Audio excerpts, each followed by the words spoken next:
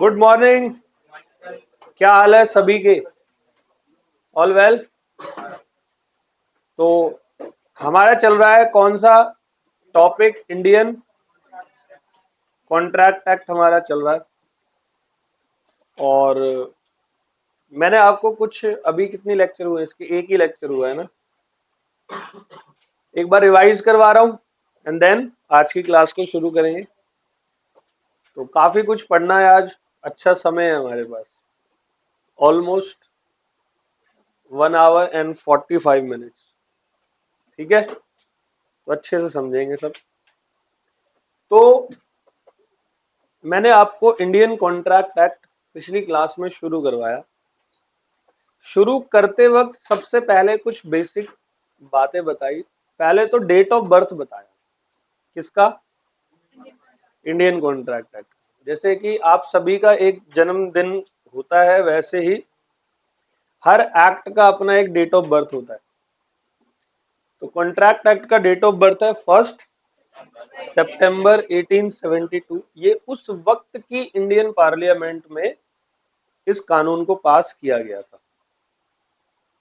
और Indian contract act जो बना, इस एक्ट के अंदर, बेटे इससे वो हिले ना, प्रयास करना थोड़ा सा, सॉरी। ठीक है, इसके लिए कुछ करता हूं मैं यहाँ कुछ लगवा के, ताकि ये तार यहाँ आ जाए। ओके, तो इंडियन कॉन्ट्रैक्ट एक्ट जो हमारा है, उस एक्ट के अंदर हमें टोटल नंबर ऑफ यूनिट्स जो पढ़ने हैं वो पढ़ने हैं 9 नंबर ऑफ यूनिट। जब सिलेबस पुराना हुआ करता था तब 6 नंबर ऑफ यूनिट पढ़ने होते थे। फिर इंस्टीट्यूट ने आपके सिलेबस को बदला और अब बढ़ाकर 9 नंबर ऑफ यूनिट कर दिया। ठीक है, तो आपको भी सेम है बेटे, है ना। तो अब क्या करना है आप लोगों को? मैंने शुरुआत की यूनिट नंबर 1 से, जिसका नाम है नेचर ऑफ कॉन्ट्रैक्ट। देखो, डेली लाइफ में परसों की क्लास से पहले, जो भी लास्ट कॉन्ट्रैक्ट एक्ट की क्लास हुई थी, उस क्लास से पहले आप लोगों को शायद अंदाजा नहीं था कि डेली लाइफ में रोज रोज आप मल्टीपल कॉन्ट्रैक्ट बना लेते हो और ये चीज आपको पता भी नहीं होती। बट अब पता चल गई। इनफैक्ट आज सुबह भी अगर आप इस सेंटर पर आए हो तो भी किसी ना किसी से कोई कॉन्ट्रैक्ट बनाकर यहाँ पहुंचे हो। ऑटो वाले से, ओला कैब वाले से, या जिससे भी, जैसे भी आप आते हो, दिल्ली मेट्रो से। सही है। अब कॉन्ट्रैक्ट होते क्या है, आज मैं इसको थोड़ा डिफरेंट तरीके से बताना चाह रहा हूं। मैं ये बताना चाह रहा हूं कि इस कानून को लाया क्यों गया, रीजन क्या है। देखो, 1872 से पहले भी कॉन्ट्रैक्ट बना करते थे, लोग आपस में डील करा करते थे। हुआ ऐसा होने लगा कि बहुत साल पहले काम जो होता था वो ट्रस्ट पे बहुत ज्यादा होता था। ट्रस्ट मतलब बिलीव, भरोसा। धीरे धीरे लोग जो है वो शातिर होने लगे। अब शातिर जब होने लगे तो लोग किसी से वादा कर लेते थे और फिर वादा खिलाफी करते थे, मतलब अगेंस्ट, ब्रीच करते थे अपने कमिटमेंट को। कोई सामान बेच रहा है तो गलत सामान बेच दिया। किसी ने पेमेंट करी और सामान ले लिया, बोला पेमेंट मैं करूंगा, एक हफ्ते बाद तो पेमेंट नहीं करी। तो ये ना नंबर ऑफ डिस्प्यूट्स जो होने लगे वो बढ़ने लगे। तो फिर गवर्नमेंट को लगा कि यार डिस्प्यूट बढ़ रहे हैं, लोगों को कोई खौफ ही नहीं है किसी तरीके का एक दूसरे के खिलाफ, ये लोग उल्टे सीधे काम कर रहे हैं। तो मजबूरन ये इंडियन कॉन्ट्रैक्ट एक्ट लाना पड़ा। तो इस एक्ट के अंदर सब कुछ लिखा हुआ है कि कॉन्ट्रैक्ट असल में होता क्या है। मतलब कोई भी पार्टी कोर्ट ऑफ लॉ में तब जाएगी जब उसने एक कॉन्ट्रैक्ट वैलिड तरीके से बनाया हो। कोई भी पार्टी कोर्ट ऑफ लॉ में तब जाएगी जब उसने कॉन्ट्रैक्ट को बहुत वैलिड तरीके से बनाया हो। आ रहा है कुछ समझ में? तो इन्होंने ये समझाया कि किस तरीके से आपका जो कॉन्ट्रैक्ट है वो बनता है। इन्होंने इस यहां पर चैप्टर के अंदर समझाया। तो सबसे पहले कॉन्ट्रैक्ट का डेफिनेशन बताया सेक्शन नंबर 2 क्लॉज एच के अंदर। वो ये कहता है an agreement which is enforceable by law is called contract. मतलब कि कॉन्ट्रैक्ट को बनाने के लिए आपको दो मेन एलिमेंट का लेना जरूरी है। मतलब एक एग्रीमेंट होता है और एक ऐसे एग्रीमेंट, वो जो बनाया ना एग्रीमेंट, वो वाला होना चाहिए जहां पर आप लीगल एक्शन कोर्ट में जाके ले सको। तो इसीलिए मैंने आपको एग्रीमेंट भी बताए थे, दो तरीकों के होते हैं, एक सोशल एग्रीमेंट और एक बिजनेस एग्रीमेंट। सोशल एग्रीमेंट में पार्टी की कभी भी इंटेंशन नहीं होती है कि वो लीगल रिलेशन को बनाए, तो फिर कभी भी वो एग्रीमेंट एनफोर्सेबल बाय लॉ नहीं होगा, तो कभी भी कॉन्ट्रैक्ट नहीं होगा। बट बिजनेस एग्रीमेंट में पार्टी की हमेशा इंटेंशन होती है लीगल रिलेशन बनाने की, तो पक्की बात है फिर वो एनफोर्सेबल बाय लॉ भी होगा और कॉन्ट्रैक्ट भी होगा। सबको समझ में आता है? बहुत ध्यान से सुनना। अब बात होती है एग्रीमेंट कैसे बनता है। देखो, डेफिनेशन एग्रीमेंट की कुछ और है, लेकिन बनाने का तरीका यह होता है कि एग्रीमेंट बनाने के लिए मैं सबसे पहले आपको देता हूं एक ऑफर। मैं अपनी कार बेचना चाहता हूं, तो मैं आपको बोलूंगा would you like to buy my car for ₹10 lakh. Clear offer होना चाहिए। फिर आप हाँ या ना में जवाब दोगे। आप बोलोगे yes I will by your car for ₹10 lakh, तो आपने एक्सेप्ट किया। तो ऑफर प्लस एक्सेप्टेंस क्या हो गया? एग्रीमेंट हो गया। हम दोनों ने एक दूसरे को क्या किया? एक प्रॉमिस किया। एक बार बताओ, कार को बेचना और कार को खरीदना एनफोर्सेबल बाय लॉ है या नहीं है? मतलब एक बिजनेस एग्रीमेंट है या नहीं है? अगर मैं आपको अपनी शादी पे इनवाइट करता पार्टी के लिए, तो वो कौन सा एग्रीमेंट होता? सही है। अभी हम रिवाइज कर रहे हैं पिछली क्लास का, ठीक है, जो जो हमने पढ़ा है मैं आपको वो बता रहा हूं। तो एग्रीमेंट ऐसे बनता है, ऑफर प्लस एक्सेप्टेंस। अब एग्रीमेंट की डेफिनेशन क्या दे रखी है? सेक्शन नंबर 2 क्लॉज ई कहता है every promise and every set of promises forming consideration for each other is called agreement. Her promise और हर सेट ऑफ प्रॉमिस जिसमें दोनों पार्टी एक दूसरे को क्या देती हैं? कंसिडरेशन देती है, इसको आप लोग क्या नाम देते हो? एग्रीमेंट नाम देते हो। ठीक है। और प्रॉमिस का मतलब क्या होता है? When an offer is accepted it becomes promise. All well. फिर हमने बात करी कितने टाइप के एग्रीमेंट होते हैं, तो अभी मैंने क्लास की शुरुआत में भी बता दिया, दोबारा से रिपीट कर देता हूं। There are two types of agreement, one is social agreement, other one is business agreement. Social agreement में पार्टी की इंटेंशन नहीं होती लीगल रिलेशन को बनाने की, कभी भी। पिछली क्लास में प्रूफ किया था ये। किसी भाई का 3 जून को बर्थडे, किसका था? हाँ, 3 जून को इसका बर्थडे था। तो ये अगर हमें इनवाइट करता है तो ऑफर दिया, हम एक्सेप्टेंस देंगे, और 3 जून को अगर हम बर्थडे पे नहीं गए या इसने पार्टी नहीं दी, तो ना तो हम इसके ऊपर लीगल एक्शन ले सकते हैं, ना ये हमारे ऊपर लीगल एक्शन ले सकता है। ठीक है। तो ये हमारे टाइप्स ऑफ एग्रीमेंट दो टाइप के, social and business agreement. Business agreement में ऑलवेज इंटेंशन होती है लीगल रिलेशन को बनाने की, पक्का एनफोर्सेबल बाय लॉ होगा, पक्का कॉन्ट्रैक्ट होगा। एक कंक्लूजन निकाला था, all contracts are agreement but all agreement are generally social agreement are business agreement are contract. All well. अच्छा, यूनिट कंप्लीट होते ही हम स्टडी मैट पे जाएंगे। हर यूनिट को नोट से कंप्लीट करेंगे, स्टडी मैट पे जाएंगे। ठीक है। फिर हमारी बात हुई टाइप्स ऑफ कॉन्ट्रैक्ट की। किस चीज की बात हुई? Types of contract. और यहां पर बस एक्सप्रेस कॉन्ट्रैक्ट तक मैंने आपको पढ़ाया था, फटाफट वहां तक रिवाइज कराता हूं एंड आज की क्लास को हम शुरू करते हैं। टाइप्स ऑफ कॉन्ट्रैक्ट को मैंने कुछ बेसिस पर डिवाइड किया हुआ है। सबसे पहला types of contract on the basis of creation. What is the meaning of creation? मतलब कॉन्ट्रैक्ट क्रिएट किस तरीके से होता है। आप कॉन्ट्रैक्ट को क्रिएट किस तरीके से करते हो। जैसे कि आप आए थे, आपने रिसेप्शन पे बात करी, तो कैसे बात की थी, पार्टनरशिप, ओ सॉरी, अपना लीगल डीड बनाकर या ओरली।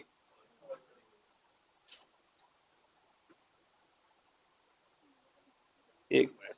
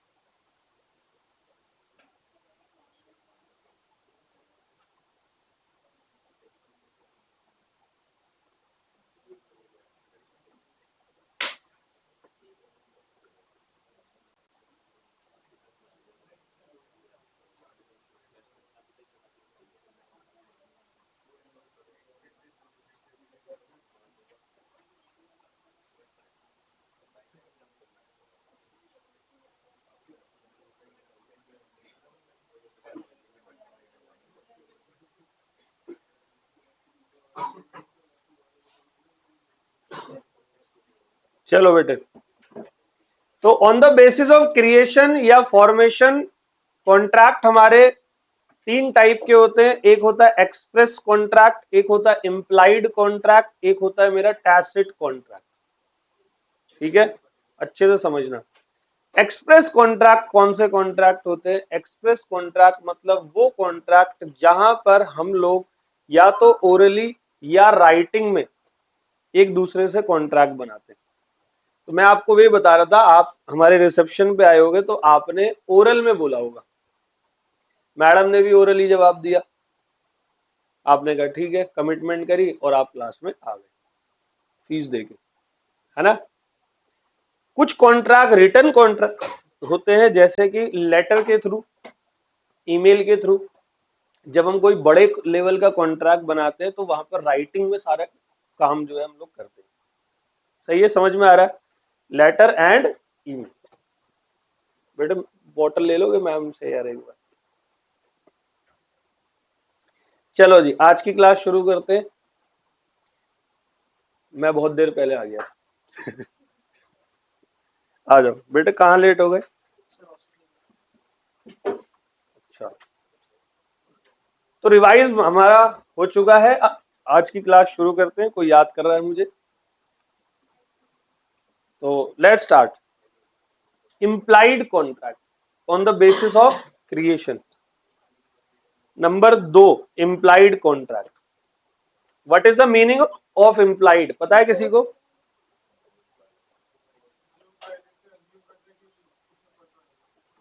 जो पहले से एज्यूम करते हैं कि सामने वाले को पता होगा।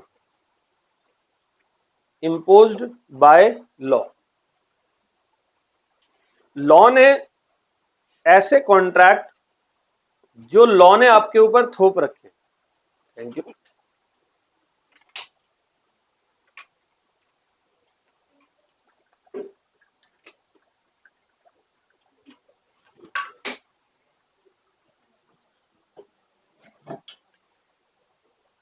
ऐसे कॉन्ट्रैक्ट जो लॉ ने आपके ऊपर थोप रखे हैं, जहां पर वर्ड्स का यूज नहीं होता। एग्जाम्पल के बिना मजा नहीं आएगा, और लॉ और एग्जाम्पल साथ साथ चलते हैं। आप में से ट्रेन में तो बैठे होंगे बच्चे कई सारे। कितने हैं जिन्होंने जो नहीं बैठे ट्रेन में कभी? सभी बैठे भाई। तो मान लो कि आप ना मुंबई से दिल्ली आ रहे हो, ठीक है, या अपने गांव से दिल्ली की तरफ आ रहे हो। मान लो किसी का गांव है पश्चिम बंगाल में, कोई भी एक जगह है, एक जगह है मायापुर, ठीक है, वहां से वो दिल्ली की तरफ आ रहा है। तो थोड़ा दूर है गांव, तो काफी समय तक दिल्ली में रहेगा, तो काफी सारा सामान लेकर वो आया ट्रेन में। और नई दिल्ली रेलवे स्टेशन पे वो ट्रेन रुकती है, वो सामान नीचे उतारता है, तो एक पर्सन आता है लाल सी शर्ट में, उसके यहाँ पे एक बैच लगा होता है, बिल्ला, बिल्ला बोलते हैं ना इसको, बैच लगा होता है, ठीक है, लाल शर्ट वाला। तो वो कहता है कि भाई साहब वो सामान उठा लेता है। जो बंदा मायापुर से आ रहा है वो उसको रोकता भी नहीं है, वो बस इतना पूछता है जाना कहाँ है। तो जो ट्रेन से आया वो कहता है कि बस स्टैंड तक, बस तो नहीं टैक्सी स्टैंड तक छोड़ दो। तो वो भी बिल्कुल सामान वामान लाद के बढ़िया चलता है, भीड़ भीड़ को हटाते हुए, साइड करते हुए, सीढ़ियां चढ़ते हुए, सीढ़ियां उतरते हुए टैक्सी स्टैंड पे जाके सामान को उतार देता है। और जिसका सामान था वो कहता थैंक यू भाई साहब, आप कितने अच्छे आदमी हैं। आपके जैसा आदमी अगर दो चार और हो तो लोगों की कितनी मदद हो जाए। आप दोबारा वहां जाओ, कई और बूढ़े लोग हैं जिनके पास बहुत सारा सामान है, आप उनकी हेल्प करो, थैंक यू। अब बताओ जी वो लाल शर्ट वाला क्या करेगा? कुछ समझ रहे हो मेरे प्यारे दोस्त? कुली की ड्रेस ये चीज बता रही है कि वो कुली है। ड्रेस प्लस, अब लाल शर्ट तो कई लोग पहनते, उसके ऊपर बैच है और वो रेलवे स्टेशन पे और वो आपका सामान उठा रहा है, तो ये इम्प्लाइड है कि वो बंदा कुली है। और जब आपका सामान छोड़ेगा तो आपको उसको क्या देने पड़ेंगे? अब आप ये नहीं बोल सकते भाई तूने ऑफर तो दिया नहीं था, मैंने एक्सेप्टेंस दी नहीं, एग्रीमेंट बनाई नहीं। और contract means an agreement which is enforceable by law, और कॉन्ट्रैक्ट बनाने के लिए एग्रीमेंट चाहिए होता है, एग्रीमेंट तो हुआ ही नहीं हमारे बीच में, तू मेरा कुछ नहीं कर सकता। समझ रहे हो? कर सकता है, यहाँ पर वो इम्प्लाइड कॉन्ट्रैक्ट है, impose by law. All well, देखो लिखा है एक coolie in uniform picks up the luggage of Mr. S to be carried out of the railway station without being asked by S, and S allow him to do so. Here S is compelled to pay to the coolie for his service. समझ गए?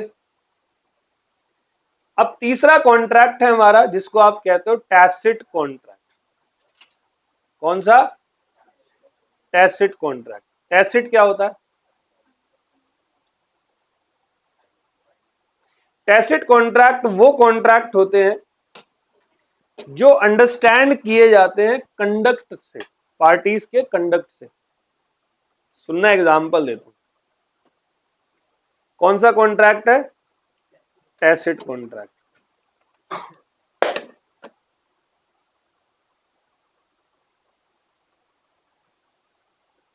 चल जा सिमसिम।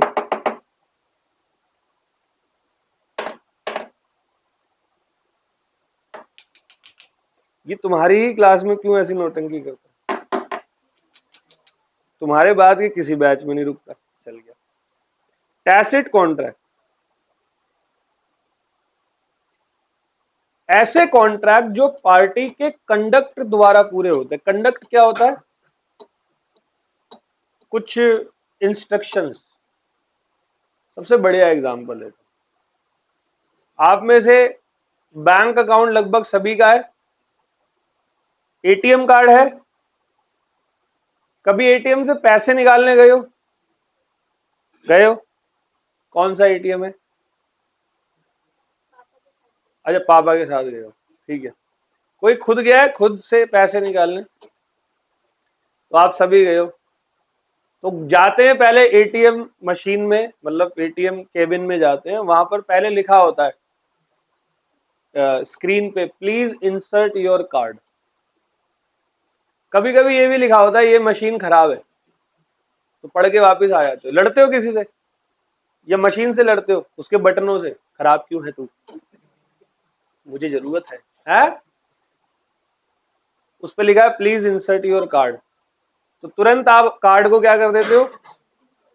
Insert करते हो। फिर वो अगला step पूछता है प्लीज सेलेक्ट योर लैंग्वेज। फिर आप देखते हो, मतलब वैसे तो नहीं आती इंग्लिश, बट वहां ठीक है, ओके इंग्लिश। फिर तीसरा होता है आप अपना पिन कोड डालो, फिर आप डालते हो उसमें पिन 18 डैश डैश, ठीक है। फिर वो कहता है अकाउंट टाइप क्या है, सेविंग, करंट। आप सेविंग पे क्लिक कर देते हो। कुछ आ रहा है समझ में? फिर वो आप बोलता है कि अमाउंट डालो, फिर आप डाल देते हो 5000, फिर बटन दबाते हो। फिर भी एक मशीन से आवाज आती गड़ गड़ गड़ गड़ गड़ गड़ गड़, वो नोट नहीं गिन रही होती, वो हमें लगता है ऐसा। ठीक है, और फिर हमारे पास पैसे आते, ऊपर चला आ गए 4,000 रुपये। कितने आए? डाले कितने थे? बैंक से कट गए 5, आए 4। तो अब क्या बैंक के खिलाफ लीगल एक्शन ले सकते हो? बैंक बोलेगा तूने मुझसे थोड़ी कॉन्ट्रैक्ट बनाया, मशीन से बनाया, उससे बात कर जाके। अरे पागल है तू, तेरी तो मशीन है वो। मशीन के साथ कॉन्ट्रैक्ट मैंने बनाया या नहीं बनाया? मशीन ने जो इशारे करे मैंने वो काम पूरे करे।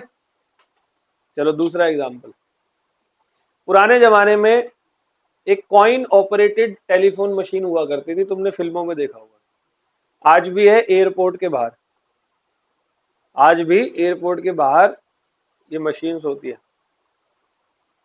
मैं ऑस्ट्रेलिया गया था, ऑस्ट्रेलिया की एयरपोर्ट के बाहर इतना, जो बंदे हमें लेने आने वाले थे, मतलब वो मिल ही नहीं रहे, और हमारे फोन में कुछ पता ही नहीं कॉल वॉल का सिस्टम। बड़ी देर से अंग्रेजों से पूछ रहे हैं कि कहाँ जाए करके। तो वो हमें एयरपोर्ट के बिल्कुल कोने में लेके गए, तो वहाँ लाइन से जो है वो कॉल करने के लिए मशीन रखी हुई थी।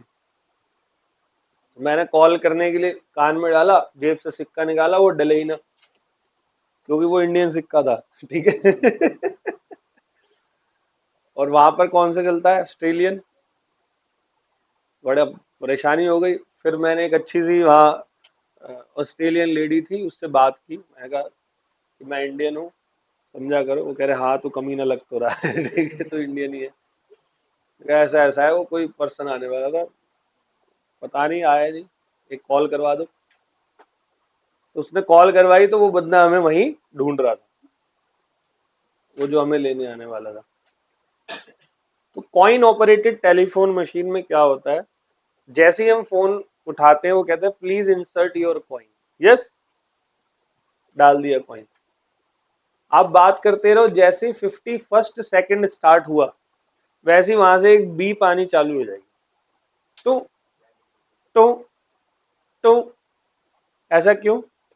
वो एक इंस्ट्रक्शन दे रहा है कि 60 सेकंड पे आपका कॉल कट जाएगा, अदरवाइज आप क्या करो, दूसरा सिक्का डाल दो। समझ गए? कभी वजन तोला आप लोगों ने अपना? अभी तो आजकल बड़े स्मार्ट वाले आ गए, वो वजन वाले, पतला सा वो खड़े हो जाओ वो बता देता है। पहले रेलवे स्टेशन पे होते थे, एक बल्ब जलता था उसमें, और वहां जाके आप वजन तोलते थे। अब तो वो थोड़े से लुप्त टाइप हो चुके हैं। तो वजन तोलने जाएंगे तो वो बोलते हैं, उस पर लिखा होता है मशीन पे, सीधे खड़े रहे, अपना कॉइन डाले, फिर नीचे से एक पेपर आता है, पर्ची, वजन 88 kg, पीछे लिखा होता है आपकी एक सुंदर लड़की से मुलाकात होगी, रेलवे स्टेशन पे। फिर आप ट्रेन की सीट पे बैठते हो, सामने 90 साल की आंटी बैठी होती है। तो यहाँ मैंने तीनों केस में, आपको नहीं लगता कंडक्ट हो रहा है? हो रहा है नहीं हो रहा? एक और बताता हूँ, आपने नाम सुना है, चलो आप तो सभी पढ़कर आए हुए हो मेरे से, sales of goods act. Auction sale कब कंप्लीट होती है? जब, यस, कभी कभी क्लास में भी मैं ऐसे ही करता हूँ, जैसे कभी कोई फोन आ जाता है, कभी कभी ऐसा होता है कि बात करनी पड़ती है। अब जैसी फोन पे बात कर लो, वैसी बच्चे जो है भेड़ बकरियों की तरह चलो, ऐसी आवाज आती है क्लास के अंदर। फिर फोन रख दो तो 1 मिनट तक तो उनको देखते हैं कि बात हो क्या रही है इनके बीच में। फिर बोलोगे आओ भाई क्लास में आओ, कोई मतलब नहीं। फिर ऐसे ऐसे 3-4 बार करना पड़ता है तेज तेज, तब जाके फिर अचानक से एक शांति आ जाती है। तो वो बच्चे समझ गए कि सर हमें बुला रहे हैं, है ना। ऐसी ऑक्शन सेल जो नीलामी होती है, नीलामी में फॉल ऑफ हैमर, तो जब फॉल ऑफ हैमर हो गया इसका मतलब सामान बिक गया। तो फॉल ऑफ हैमर एक कंडक्ट है या नहीं है कि कॉन्ट्रैक्ट डन हो चुका है? यस और नो? तो ये सारे कॉन्ट्रैक्ट को मैं एक नाम देता हूं जो कि है टैसिट कॉन्ट्रैक्ट। कौन सा? Tacit contract, TACIT। All well? चले जी, तो contract understood the conduct then it is called tacit. Number one example, withdrawal of cash from fall of hammer in auction sale, coin operated telephone machine and weight measurement machine. कैसा लगा जी? तो जो पढ़ा है अभी तक फास्ट फॉरवर्ड 1 मिनट के अंदर बताया. तो मैंने पहले पढ़ाया कॉन्ट्रैक्ट का definition. Contract means an agreement which is enforceable by law. फिर हमने पढ़ा एग्रीमेंट का मतलब every promise, every set of promise forming consideration for each other is called agreement. फिर हमने एग्रीमेंट के टाइप पढ़े. 2 टाइप के होते हैं, एक सोशल एग्रीमेंट, एक बिजनेस एग्रीमेंट. सोशल एग्रीमेंट में कभी भी पार्टी की इंटेंशन नहीं होती है लीगल रिलेशन को बनाने की, एनफोर्सेबल बाय लॉ नहीं होगा, कॉन्ट्रैक्ट नहीं होगा. बिजनेस एग्रीमेंट में पार्टी की इंटेंशन होती है लीगल रिलेशन को बनाने की, एनफोर्सेबल बाय लॉ होता है, कॉन्ट्रैक्ट होता है. कंक्लूजन क्या था? All contract are agreement but all agreement are not contract. Social agreement are not contract, business agreement are contract. Types of contract on the basis of creation मैंने 3 नाम दिए, एक एक्सप्रेस कॉन्ट्रैक्ट, एक implied contract और एक tacit contract. Express contract means the contract which, जो कि expressly आप बनाते हो या तो ओरल में या राइटिंग में, और implied means imposed by law, और tacit contract means the contract which inferred from the conduct of the parties are called tacit contract. 4 example मैंने आपको बताया, withdrawal of cash from ATM machine, coin operated telephone machine, weight measurement machine and fall of hammer in auction. All well. चलो आगे बढ़ते हैं.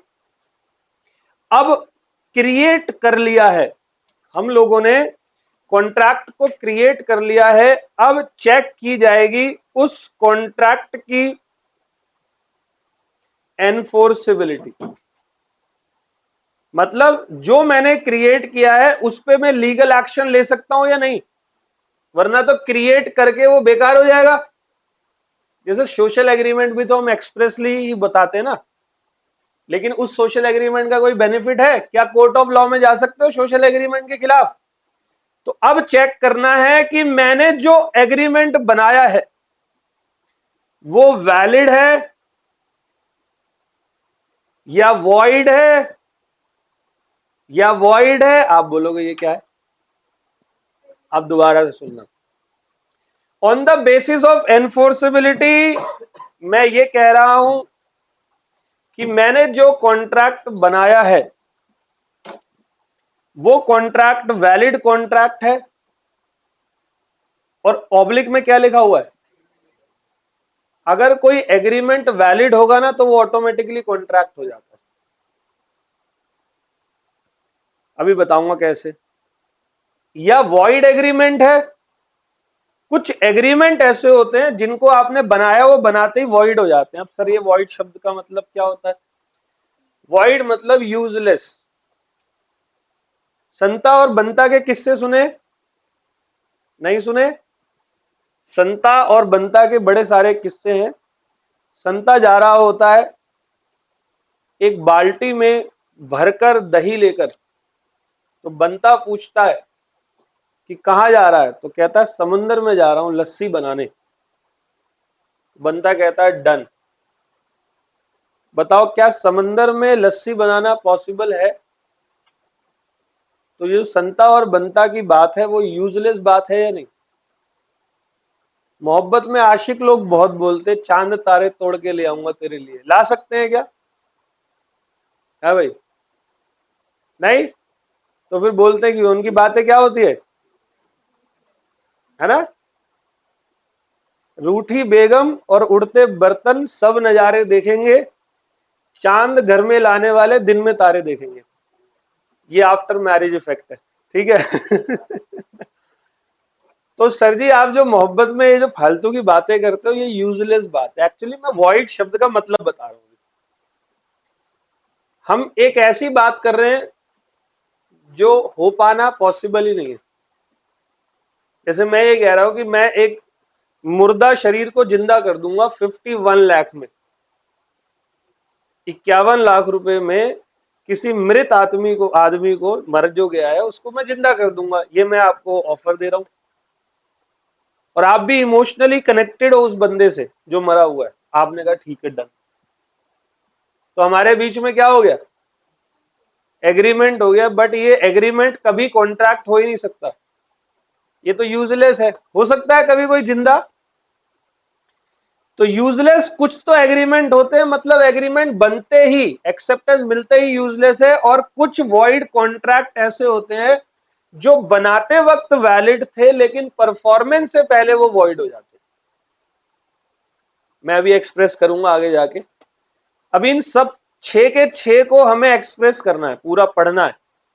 फिलहाल तो नाम सुन लो कि on the basis of enforceability या तो आपका कॉन्ट्रैक्ट वैलिड होगा, वैलिड मतलब ठीक, वैलिड मतलब कोर्ट आपके केस को एक्सेप्ट तभी करेगा जब आप अपने घर से वैलिड कॉन्ट्रैक्ट बनाकर आए।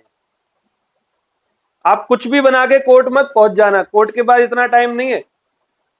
इसीलिए कोर्ट ने एक्ट में साफ साफ लिख दिया है कि वैलिड कॉन्ट्रैक्ट बनाकर आना, तब कोई डिस्प्यूट होता है तो फिर हम आपके केस को एक्सेप्ट करेंगे, वरना एक्सेप्ट।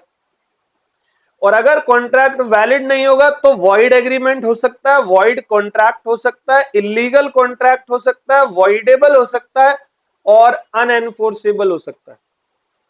मैं इन 6 के 6 को एक्सप्लेन करूंगा एक एक करके। सबसे पहला क्या है मेरा, valid contract oblique agreement. Valid contract oblique, अच्छा ये वाला जो टॉपिक है, ये टॉपिक आईसीआई के स्टडी मटेरियल से थोड़ा सा डिफरेंट है मेरे नोट्स में, लेकिन आगे जाकर दोनों एक हो जाएंगे। मैंने समझाने के लिए एक सीक्वेंस रखा हुआ है, ठीक है। जब हम स्टडी मैट करेंगे तो वो सीक्वेंशियल नहीं होगा, थोड़ा आगे पीछे होगा। बट आपको इस तरीके से करना है या उस तरीके से भी कर सकते हो, कोई दिक्कत नहीं है, पढ़ना हमें दोनों ही है। ऑल वेल, तो ये पहले से मैंने आपको बता दिया। वैलिड कॉन्ट्रैक्ट और एग्रीमेंट, देखो कई बच्चे जो होते हैं ना वो चीजों को रट लेते आगे बढ़ जाते, उनको आता है, याद रहता है, उनको यही नहीं पता उन्होंने ये चीज पढ़ी क्यों है। ये पता होना सबसे ज्यादा जरूरी है। हम ये पढ़ के आ रहे हैं वैलिड कॉन्ट्रैक्ट और एग्रीमेंट, सुनना ध्यान से। इंडियन कॉन्ट्रैक्ट एक्ट 1872 जो बना है, इस कॉन्ट्रैक्ट एक्ट के अंदर कोर्ट ने सरकार ने एक्ट में लिख दिया कि हम आपको कुछ पॉइंट्स दे रहे हैं, आपके कॉन्ट्रैक्ट उन पॉइंट के अकॉर्डिंग बनने चाहिए। अगर आपने किसी भी पॉइंट को मिस करके कोई कॉन्ट्रैक्ट बनाया और दूसरी पार्टी ने आपके साथ डिफॉल्ट कर दिया, तो आप मेरे कोर्ट में मत आना, हमारा टाइम वेस्ट करना है, क्योंकि आप मेरे पास तभी आना जब आपने उस पूरे के पूरे कॉन्ट्रैक्ट को क्या किया हो, फुलफिल किया। कुछ आ रहा है समझ में? मान लो तुम इंस्टीट्यूट ऑफ चार्टर्ड अकाउंटेंट के पास कंप्लेंट लेने गए कि भाई मैंने फीस भरी थी और मेरा सीआरओ एनआरओ नंबर होता है ना, मिला है किसी बच्चे को, मेरा सीआरओ एनआरओ नंबर जो होता है वो नहीं आया। तो आईसीआई ने बोला कि भाई अपना फोन नंबर बताओ। उन्होंने आपका फोन नंबर डाला तो लिस्ट में डेटा ही नहीं था। एक्चुअली आपने आईसीएआई में फीस तो भरी लेकिन institute of chartered accountant of India में नहीं भरी, इंस्टीट्यूट ऑफ कॉस्ट अकाउंटेंट में भर के यहां पर आ गए। क्या आपका आईसीआई आपकी हेल्प करेगा? अरे पगले, तेरे को वेबसाइट चलानी नहीं आती, तू मेरे यहाँ आ गया। हाँ, फॉर्म में कोई गड़बड़ होती तो हम है बैठे हुए हैं, तूने तो वेबसाइट ही बदल दी। कुछ समझ रहे हो? कॉन्ट्रैक्ट जब भी आपस में बनाना, मैं आप लोगों को 10 पॉइंट बताऊंगा, 10 के 10 मैच होने चाहिए। सिंगल भी मैच नहीं हुआ तो कॉन्ट्रैक्ट वैलिड नहीं। और जब वैलिड नहीं होता ना, तो या तो वॉइड होता है, या इलीगल होता है, या वॉइडेबल होता है। वॉइड और इलीगल तो आपके दिमाग में फिट हो रहा है, वॉइडेबल नहीं आ रहा होगा अभी समझ में, थोड़ी देर में आ जाएगा। और बहुत तगड़े तरीके से करवाऊंगा वॉइडेबल भी, ठीक है। तो भाई वैलिड कॉन्ट्रैक्ट को बनाने के लिए आपके पास सबसे पहली बात प्रॉपर ऑफर और उसकी एक्सेप्टेंस देना। मैं आपको प्रॉपर ऑफर दूंगा और आप मुझे उस ऑफर का प्रॉपर एक्सेप्टेंस देंगे। अब सर ये प्रॉपर ऑफर होता क्या है?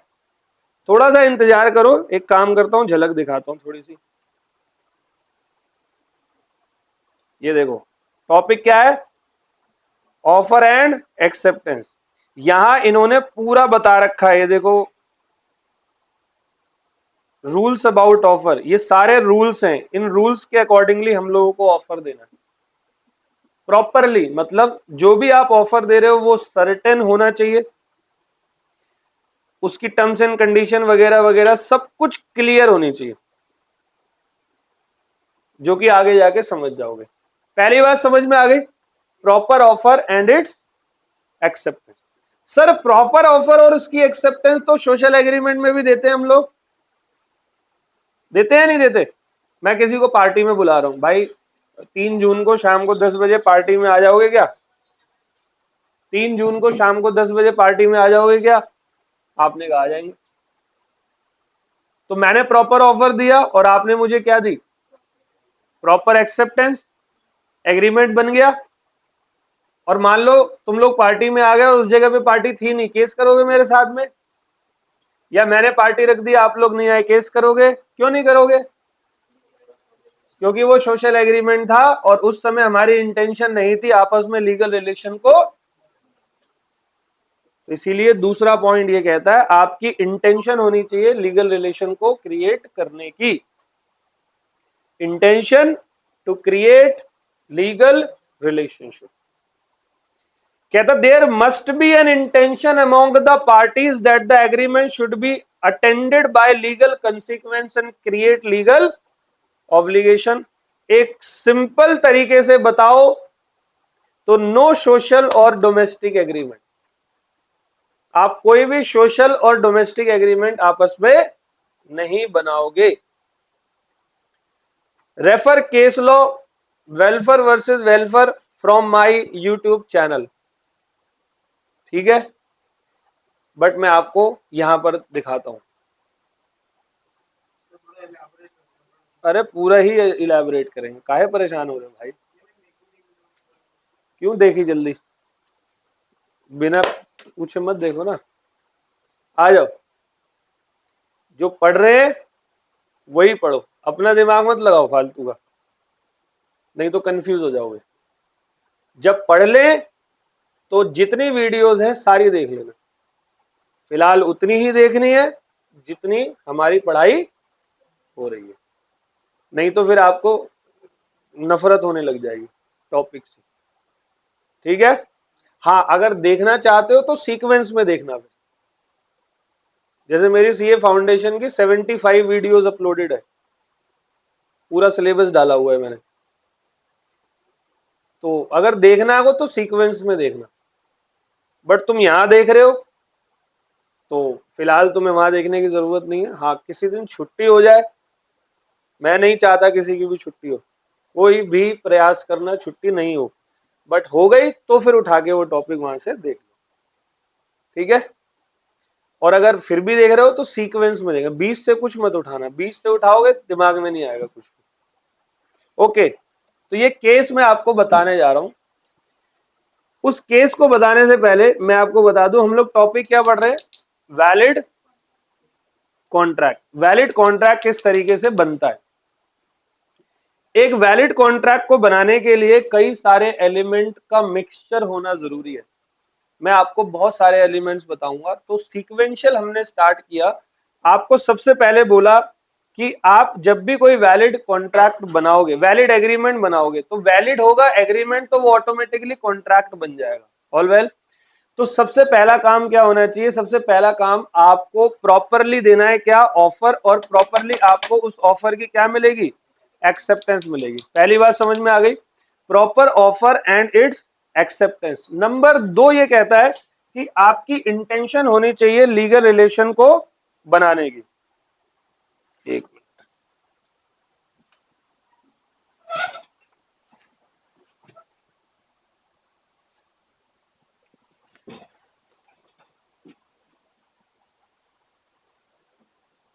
वाह, गिर के अपने आप चली गई। आपकी इंटेंशन होनी चाहिए लीगल रिलेशन को बनाने की। अब एक केस था, केस का नाम था वेलफेयर वर्सेस वेलफेयर। अब ये वर्सेस मतलब क्या होता है? वर्सेस मतलब अगेंस्ट। तो क्या वेलफेयर ने अपने ही खिलाफ केस कर दिया? लॉ के अंदर आपको केसेस भी पढ़ने, एक तो कानून के सेक्शंस भी पढ़ने, कुछ पास्ट केस स्टडीज भी पढ़नी है, जिसके बेसिस पर कई सारी चीजें आपको सीखने को मिलेगी। तो टॉपिक का नाम है वेलफेयर वर्सेस, भाई साहब ये मिसिस थी और मिसिस ने अपने मिस्टर पर केस किया। केस क्या था जरा सुनना। ये दोनों के दोनों सिलोन में रहते थे।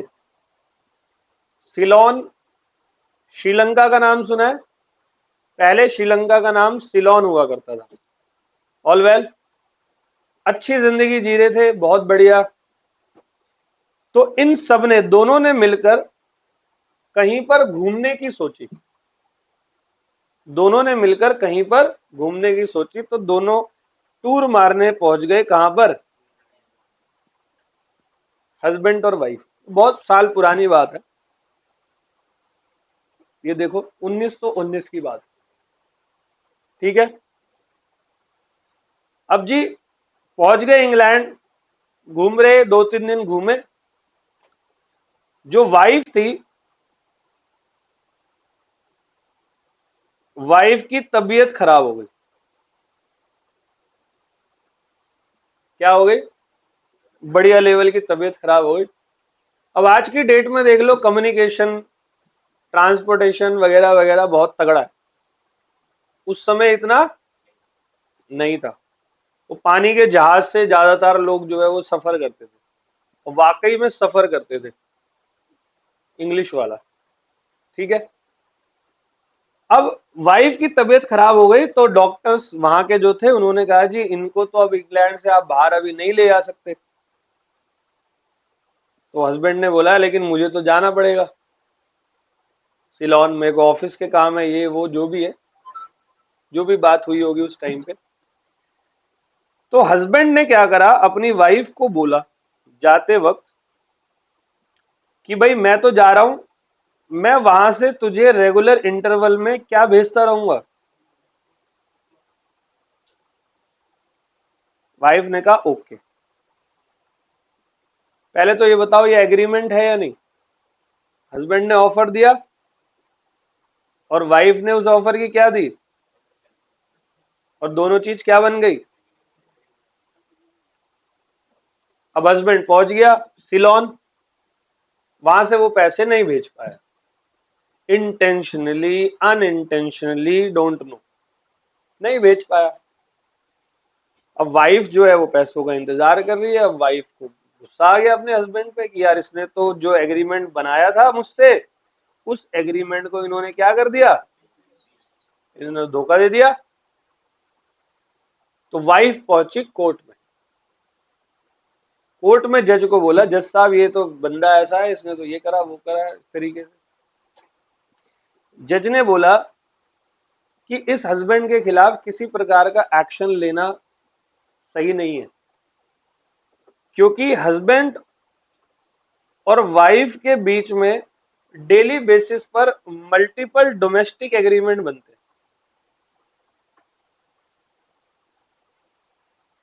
क्या बनते हैं? अब हस्बैंड वाइफ को बोलता है भाई ठीक है भाई, संडे को तेरे को मैं रिंग दिला दूंगा, ठीक है, कहती ओके। संडे को कुछ हो गया, काम वाम पड़ गया, या पैसे नहीं जमा हो पाए, तो हस्बैंड नहीं दिला पाया रिंग, तो वाइफ केस कर दे उसके ऊपर। ऐसे तो एक हस्बैंड पे 7,951 केस एक साल में हो जाए,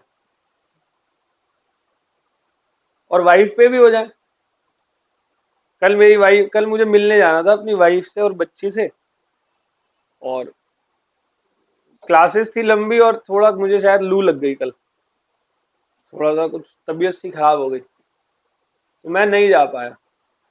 वीडियो कॉल पे ही बात करी, नहीं जा पाया। तो अब क्या मेरे ऊपर केस कर दे वो, सुबह सुबह कोर्ट में जाके, देखो जी कैसा आदमी है, जवान दे के मुकर गया है, अच्छा लगेगा? ऐसे तो रिलेशन चलेंगे ही नहीं। तो डोमेस्टिक एग्रीमेंट तो कई सारे तरीकों के होते हैं।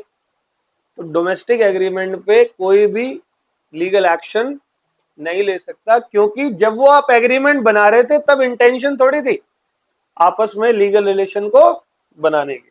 क्या हस्बैंड ने ये वादा किया था ये सोचकर कि पैसे नहीं दूंगा तो ये केस कर देगी? हस्बैंड ने तो बोला था भाई मैं पैसे भेजता हूं वहां से। तो कितने लोग हैं जो बोलते हैं पैसे भेजता हूं, नहीं भेज पाते, जानबूझ के गलती से ये कैसे भी नहीं भेज पाते। आ रहा है कुछ समझ? तो ये हमारा केस था वेलफेयर वर्सेस वेलफेयर का, जिसमें बताया गया कि आपकी इंटेंशन नहीं है लीगल रिलेशन को बनाने की। ऑल वेल, अब तुम ये केस लॉ अगर चाहो तो मेरे चैनल से देख सकते हो, पुरानी वीडियो है बट समझ में आ जाएगी अच्छे से, मैंने बढ़िया से बता रखा है। ठीक है, सर्च मारना सबसे नीचे होगा। ठीक है, डन। तो दो बातें हो गई जी। सबसे पहली बात, एक वैलिड कॉन्ट्रैक्ट को बनाने के लिए जितने भी एलिमेंट चाहिए उसमें से सबसे पहला क्या है? प्रॉपर ऑफर और उसकी एक्सेप्टेंस। और दूसरा क्या है? आपकी इंटेंशन होनी चाहिए क्या बनाने की? लीगल रिलेशन बनाने की। तीसरा पॉइंट, आपकी कैपेसिटी होनी चाहिए कॉन्ट्रैक्ट बनाने की। कैपेसिटी मतलब आपकी योग्यता, आपकी एबिलिटी। तो योग्यता और एबिलिटी ये अपनी दिल्ली वाले लैंग्वेज में तेरी औकात नहीं है ऐसा नहीं बोल रहा मैं, है ना, दिल्ली में बहुत बोलते हैं, ऐसा नहीं। कैपेसिटी का मतलब होता है every person in this world are capable to enter into a valid contract except. Except कौन सा वाला? EXCEPT मतलब छोड़ के वाला। हर कोई वैलिड कॉन्ट्रैक्ट बना सकता है तीन लोगों को छोड़कर। सबसे पहला कौन? माइनर। माइनर मतलब वो बच्चा, वो बंदा जिसकी उम्र अभी 18 साल से कम होती है।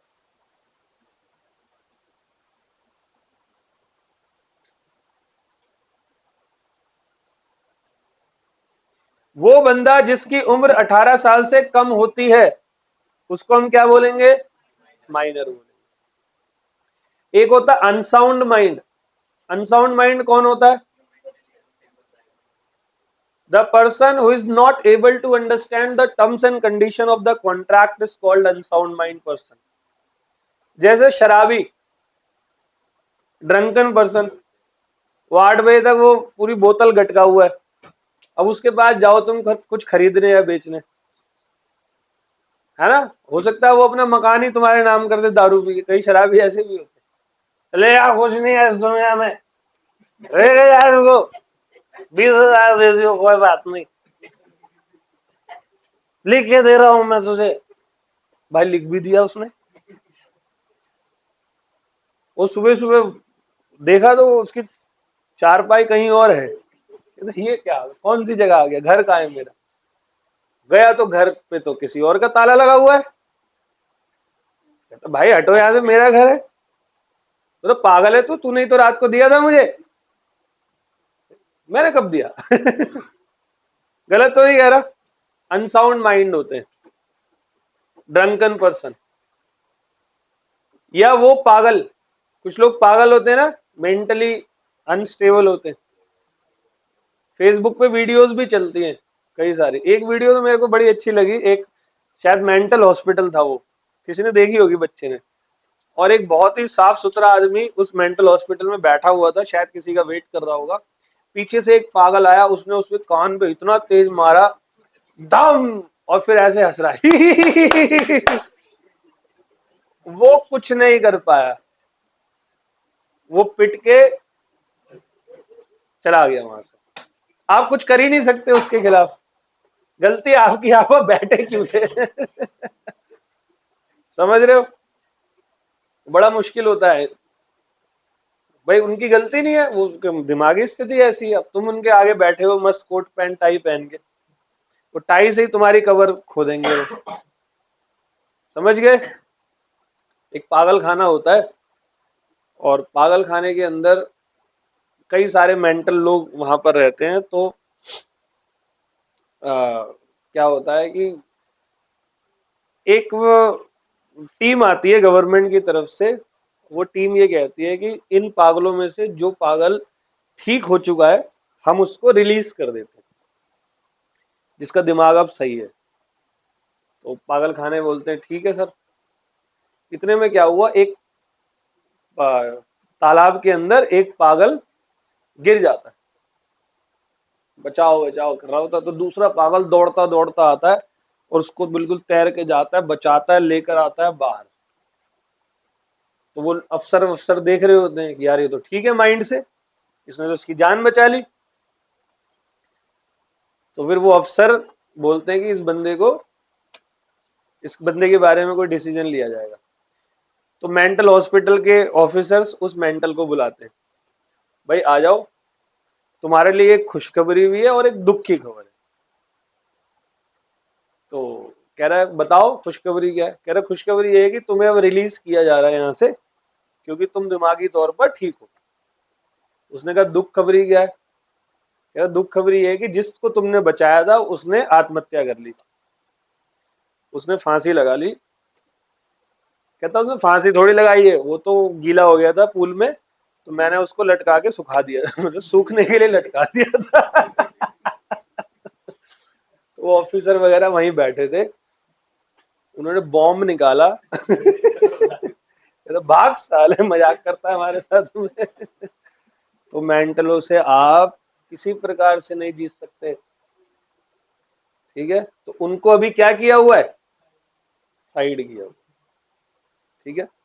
तो कैपेसिटी टू कॉन्ट्रैक्ट में मैं क्या कह रहा हूं, every person in this world are capable to enter into a valid contract except minor unsound mind, and third one is person disqualified by law।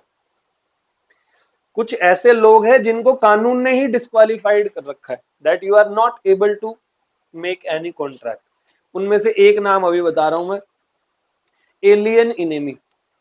कौन? एलियन इनेमी, विदेशी दुश्मन।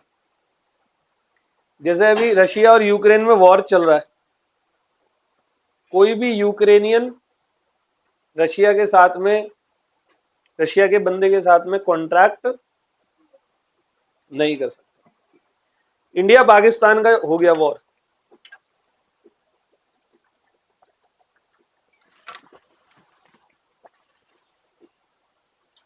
तो at the time of war ना तो India और पाकिस्तान आपस में, India का कोई बंदा पाकिस्तानी के साथ, कोई बंदे के साथ कोई भी कॉन्ट्रैक्ट नहीं कर सकता, क्योंकि दोनों क्या हो गए, दुश्मन। भाई इंफॉर्मेशन लीक हो जाए, तो एलियन इनेमी को मना कर रखा है। All well. अब देखो ये जो कैपेसिटी टू कॉन्ट्रैक्ट है ये यूनिट नंबर 3 का हिस्सा है। यूनिट 3, आप जो यूनिट 1 पढ़ रहे हो ना अभी, ये यूनिट 1 के अंदर यूनिट 2 और 3 भी पूरा का पूरा कवर्ड है एक तरीके से देखा जाए तो।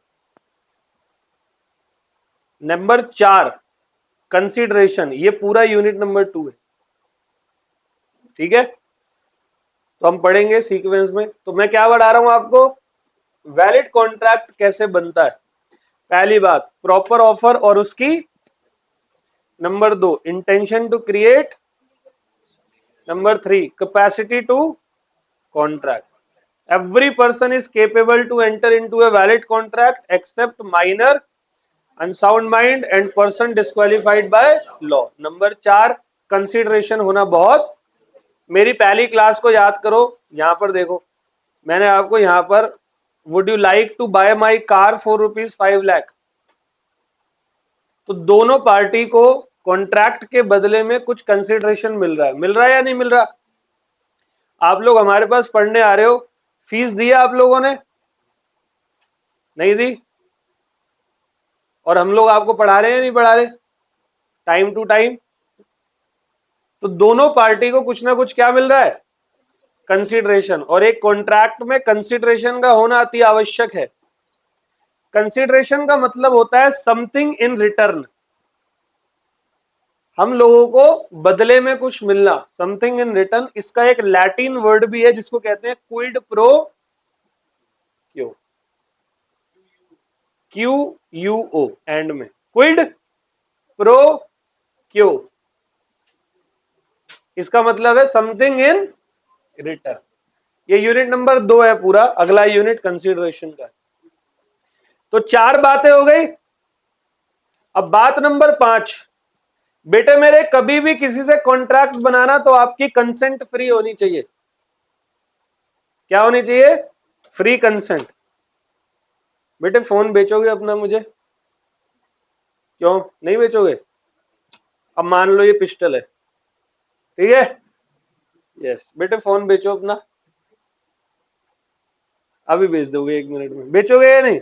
लेकिन अब अगर ये फोन बेच रही है तो इसकी कंसेंट फ्री है ना। समझ, मैंने क्यों बोला है, एग्जाम्पल समझ में आया?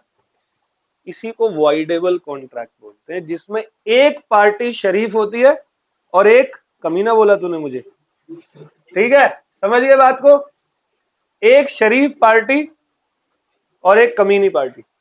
और वेल, शरीफ को कहते हैं एग्रीव्ड पार्टी, आगे आएगा सब लिखा हुआ है, बस अभी वर्ड ओरली बता रहा हूं। शरीफ पार्टी को कहते हैं एग्रीव्ड पार्टी, और जो कमीना बंदा है उसको बोलेंगे डिफेंडेंट पार्टी। उस समय मजबूरी में इसने अपना फोन मुझे बेच दिया, लेकिन जब ये यहां से निकलेगी ना तो सबसे पहले ये कोर्ट या पुलिस स्टेशन ही जाएगी, जी इसने तो धमका के मेरा फोन मुझसे खरीद लिया। समझ गए?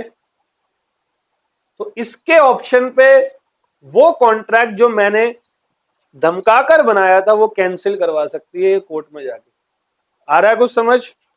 क्योंकि ये वॉइडेबल कॉन्ट्रैक्ट है, क्योंकि इसमें कंसेंट फ्री नहीं।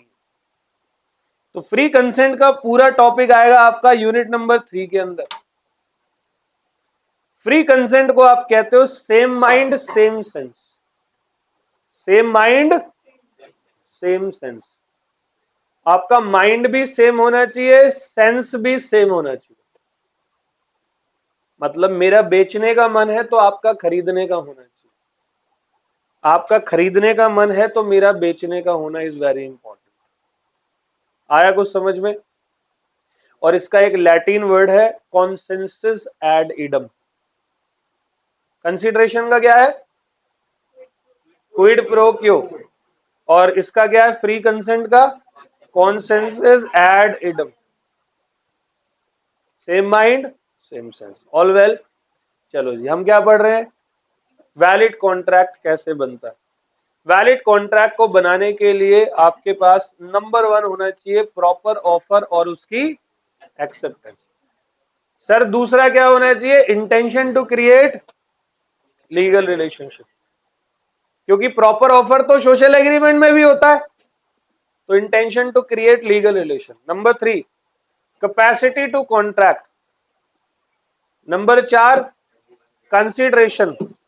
Number 5 free consent. Capacity to contract में every person in this world are capable to enter into a valid contract except minor unsound mind and person disqualified by. Number 4 consideration, Latin word quid pro क्यो meaning something in return. Number 5 free consent, Latin word consensus ad idem meaning same mind same sense. 5 बातें हो गई। अभी contract पूरा नहीं बना आपका। Contract बनाने के लिए मैं टोटल 10 बातें बताऊंगा जो मैंने इकट्ठी करके एक जगह पे लिखी है। आपके स्टडी मैट में थोड़ा सा डिफरेंट है, बट अगेंस्ट नहीं है। उन्होंने तरीका अलग यूज किया है, मैंने अलग यूज किया। आप वहीं से पढ़ोगे, स्टडी मैट से पढ़ोगे, यहां से पढ़ोगे, दोनों सेम बात है, ठीक है। अब बात आती है नंबर 6 लॉफुल पर्पस। आपका पर्पस भी क्या होना चाहिए? लॉफुल होना चाहिए। जैसे कि एक supari contract for unlawful recovery of money और a smuggling agreement is unlawful hence unenforceable. मैं आपको एक एग्रीमेंट ये वाला बताता हूं, एक एग्जांपल बताता हूं। बेटे कोई दिक्कत है? माइनर यस आ सकता है, बिल्कुल। वो कैपेसिटी में करवाऊंगा आगे यूनिट 3 में, डिपेंड करेगा। Minor can admit into the profit of the firm with the consent of all partner. Unit 3 में पहली ही क्लास में बताऊंगा इसको, ठीक है। अभी सुनना, लॉफुल पर्पस के बारे में बता रहा हूं। अब मान लो आप में से कोई भाई, तुम्हारा नाम क्या है? दीपांश और दीपक, ठीक है, डीडी। दीपांशु, दीपांशु और दीपक।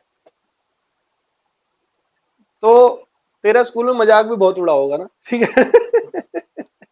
तो दीपांशु और दीपक बैठे हुए, दोनों ने एक कॉन्ट्रैक्ट बनाया। क्या, सुनना जरा ध्यान से। मैंने दीपांशु को बोला, दीपांशु रात को 1 बजे यहाँ आ जाइयो बाहर। दीपांशु ने बोला क्यों? मैं कहा तू आ जाइयो, एक बढ़िया बिजनेस है। उसने कहा ठीक है। तो गाड़ियों की बैटरी चोरी करेंगे और बेच के जो भी आया आधा आधा।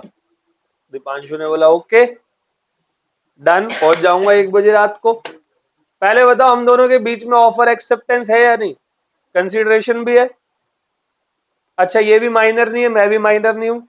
ये भी पगला नहीं है, मैं लगता हूं लेकिन हूं नहीं। ठीक है, मैं डिस्क्वालीफाइड भी नहीं हूं। और ये प्रेम से मैं, हम दोनों आपस में कॉन्ट्रैक्ट कर रहे हैं, मतलब फ्री कंसेंट भी है। यहां तक ठीक है, पांचों एलिमेंट ऊपर के मैच हो गए। रात को 1 बजे ये भाई पहुंच गया पार्क के बगल में, यही सामने कटहल के पेड़ के नीचे। ठीक है, और मैं जो है आराम में मस्त, थोड़ी सी ज्यादा लगा ली थी। अच्छा, मैं पीता नहीं हूं। ठीक है, कहीं एक इमेज बना लो। ठीक है, मैं ड्रिंक नहीं करता, बट मान के चलो मैं पी पा गया, आराम में मस्त सो रहा हूँ। अब ये इंतजार कर रहा, 1 बज गए, 1 से 2, 2 से 2:30, 2:30 से 3। अच्छा, ये सपने संजो के आया था कि 10 गाड़ी की बैटरी भी चुराएंगे तो एक बैटरी 3,000 की बिकेगी, 1500 15,000 रुपए का सिस्टम है, प्रॉफिट है। अब इसकी तो 15,000 के सपने टूट गए। इसको आया गुस्सा, इस सुबह सुबह पहुंच गया थाने। थाना शेख सराय, थाना यही मालवीय नगर पहुंच गया कि नमस्ते सर। नमस्ते बेटे, क्या हो गया?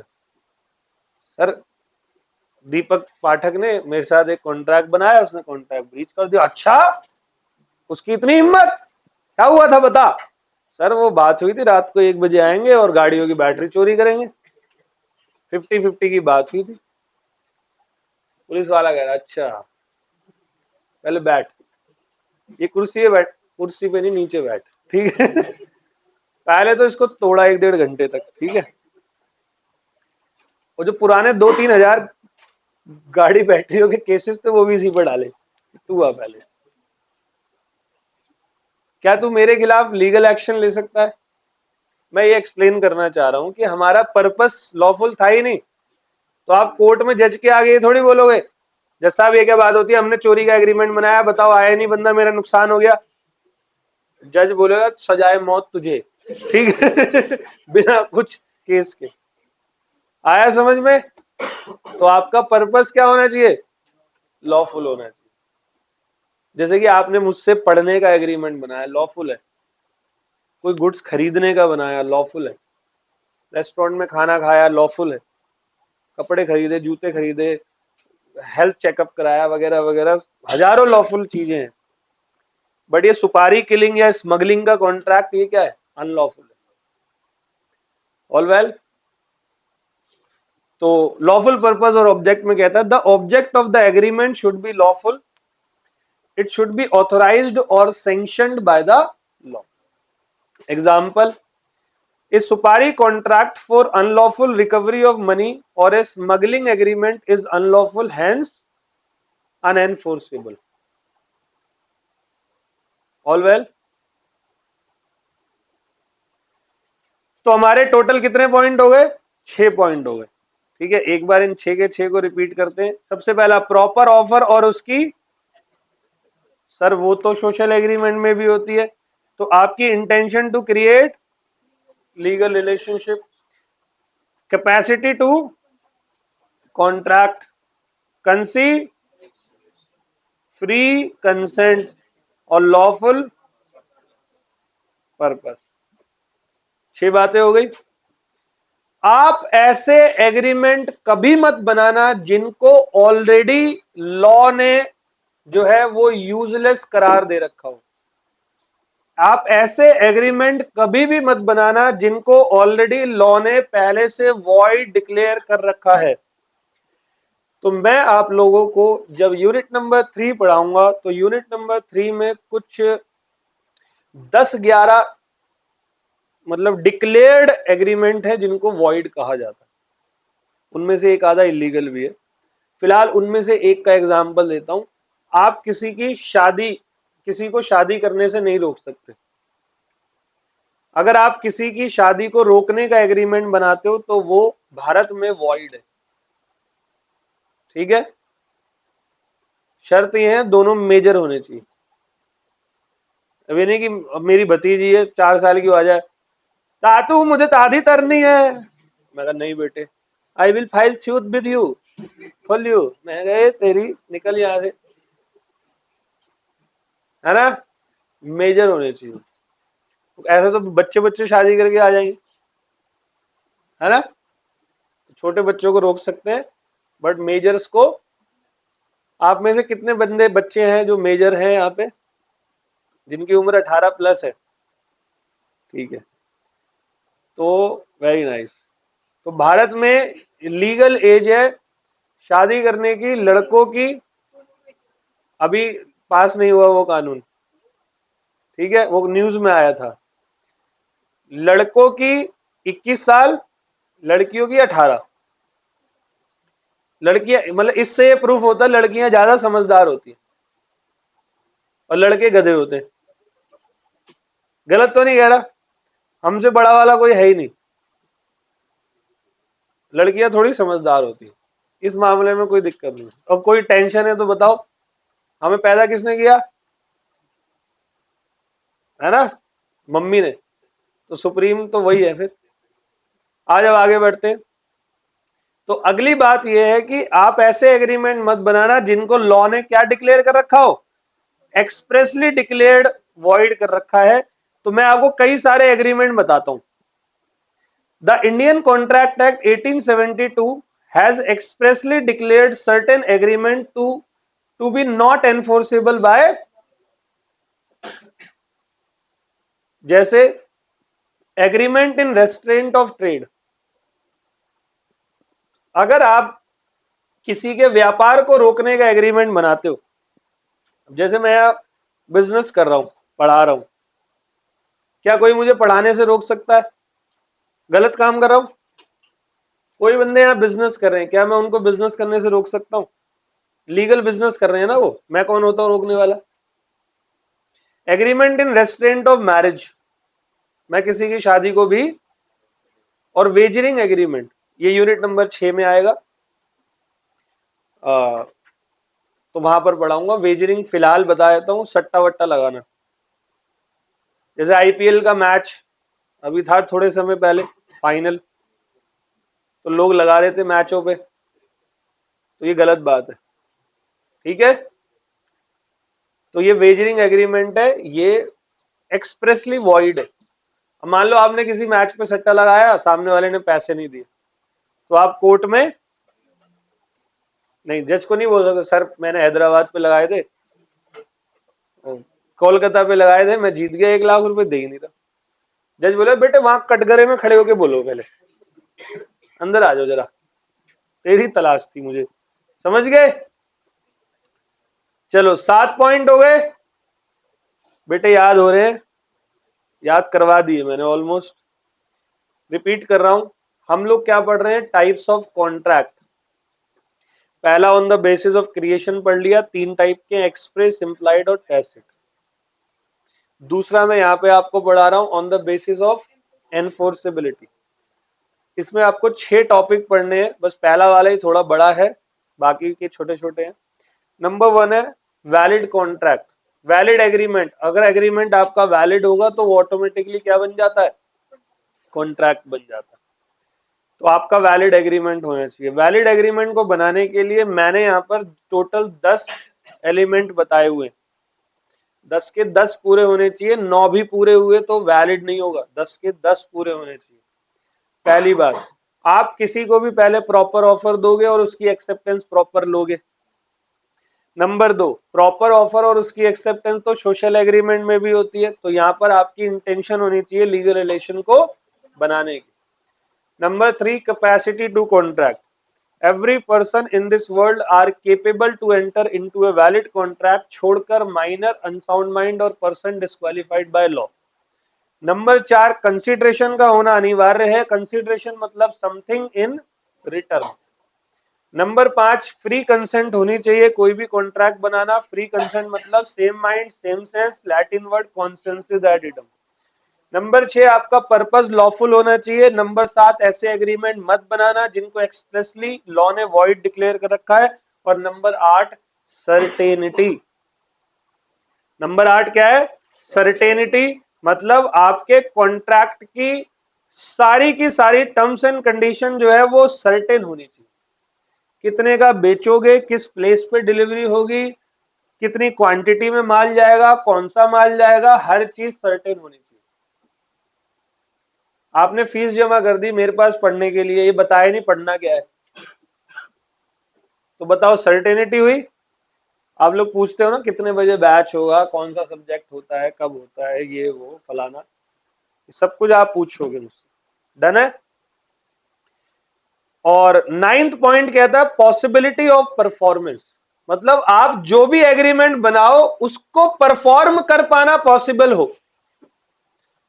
जैसे मैंने वो याद करो डेड बॉडी का एग्जांपल दिया था कि डेड बॉडी रखी हुई है, मैंने कहा मैं इस डेड बॉडी को जिंदा कर दूंगा 5 लाख रुपए में। क्या मैं कर सकता हूं ऐसा? ये पॉसिबल ही नहीं है।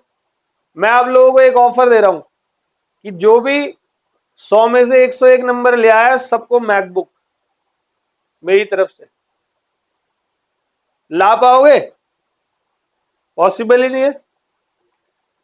मतलब मैं मजाक कर रहा हूं, यहाँ पे कुल मिला के मैं धोखा कर रहा हूं तुम्हारे साथ। तो ये एग्रीमेंट यूजफुल है ही नहीं। तुम कोर्ट में जाओ मेरे खिलाफ, ये क्यों बात ही नहीं है, तो इसने 101 बोला तो कोर्ट तुम्हें ही बोलेगा। तुम बेवकूफ थे क्या?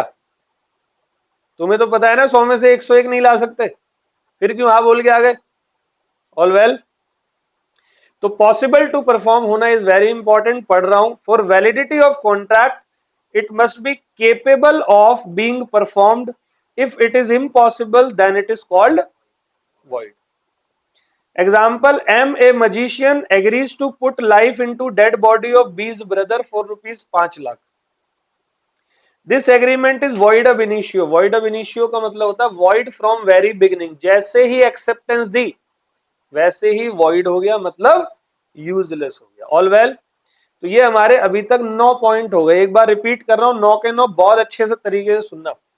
सर प्रॉपर ऑफर और उसकी एक्सेप्टेंस देनी है, यस सर, वो तो सोशल एग्रीमेंट में भी देते हैं। Number 2 intention to create legal relationship होना चाहिए। नंबर 3 कैपेसिटी होनी चाहिए। Number 4 consideration. Number 5 free consent. Number 6 lawful purpose. Number 7 agreement not declared void by law. Number 8 certainty. Number 9 possible to perform. और number 10 सुन लो, अब भारत में इंडियन कॉन्ट्रैक्ट एक्ट के अलावा बहुत सारे और भी कानून हैं।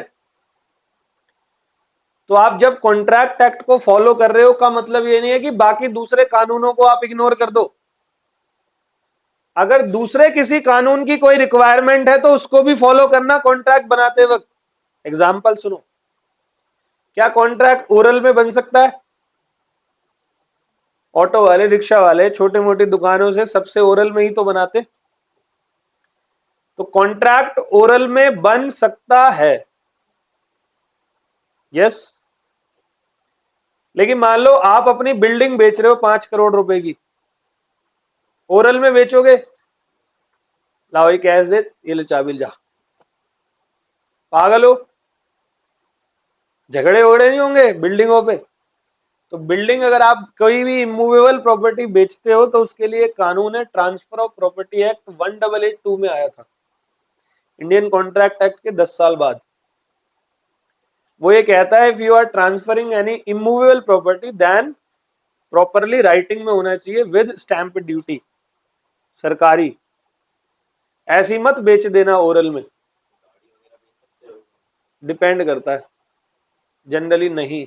गाड़ियों में गाड़ी नहीं बेच सकते। मैं ये कह रहा हूं इमूवेबल के लिए लॉ लगा हुआ है, ऐसे मूवेबल के लिए भी कई सारे लॉज हैं।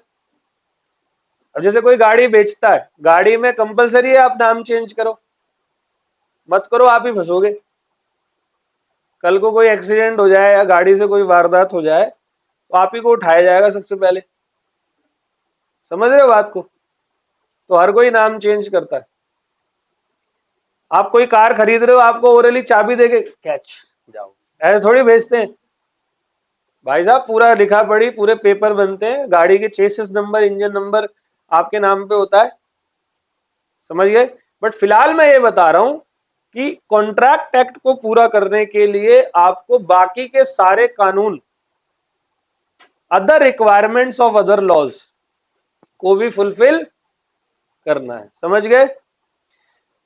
देखो लिखा है, ए कॉन्ट्रैक्ट में बी ओरल और in writing if any other law like Transfer of Properties Act 1882 requires something more, that is mandatory in writing, registered, etc., then we have to fulfill these requirement also. It means here we cannot make contract orally.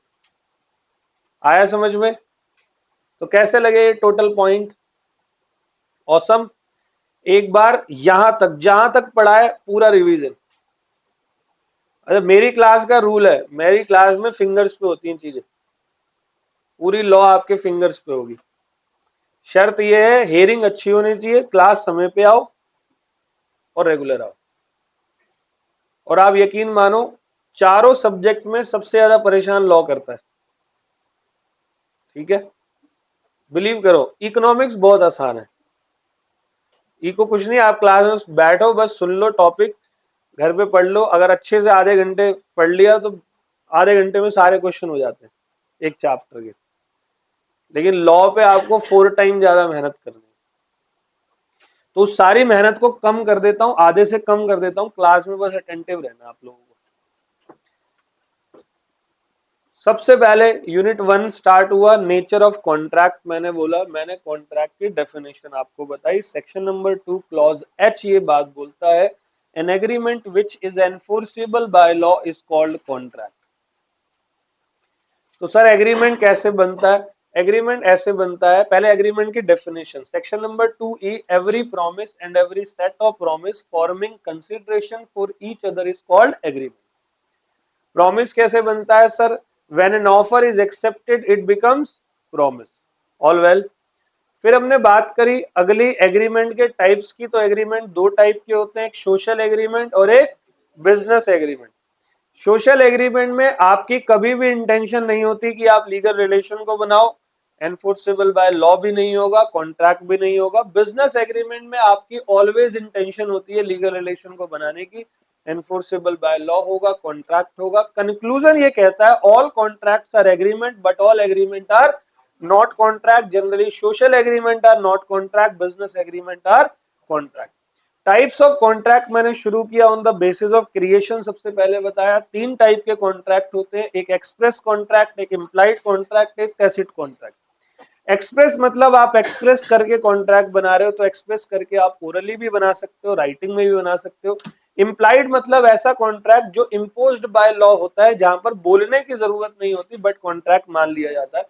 Tacit contract में conduct होता है, it means the contract which inferred from the conduct of the parties called tacit contract.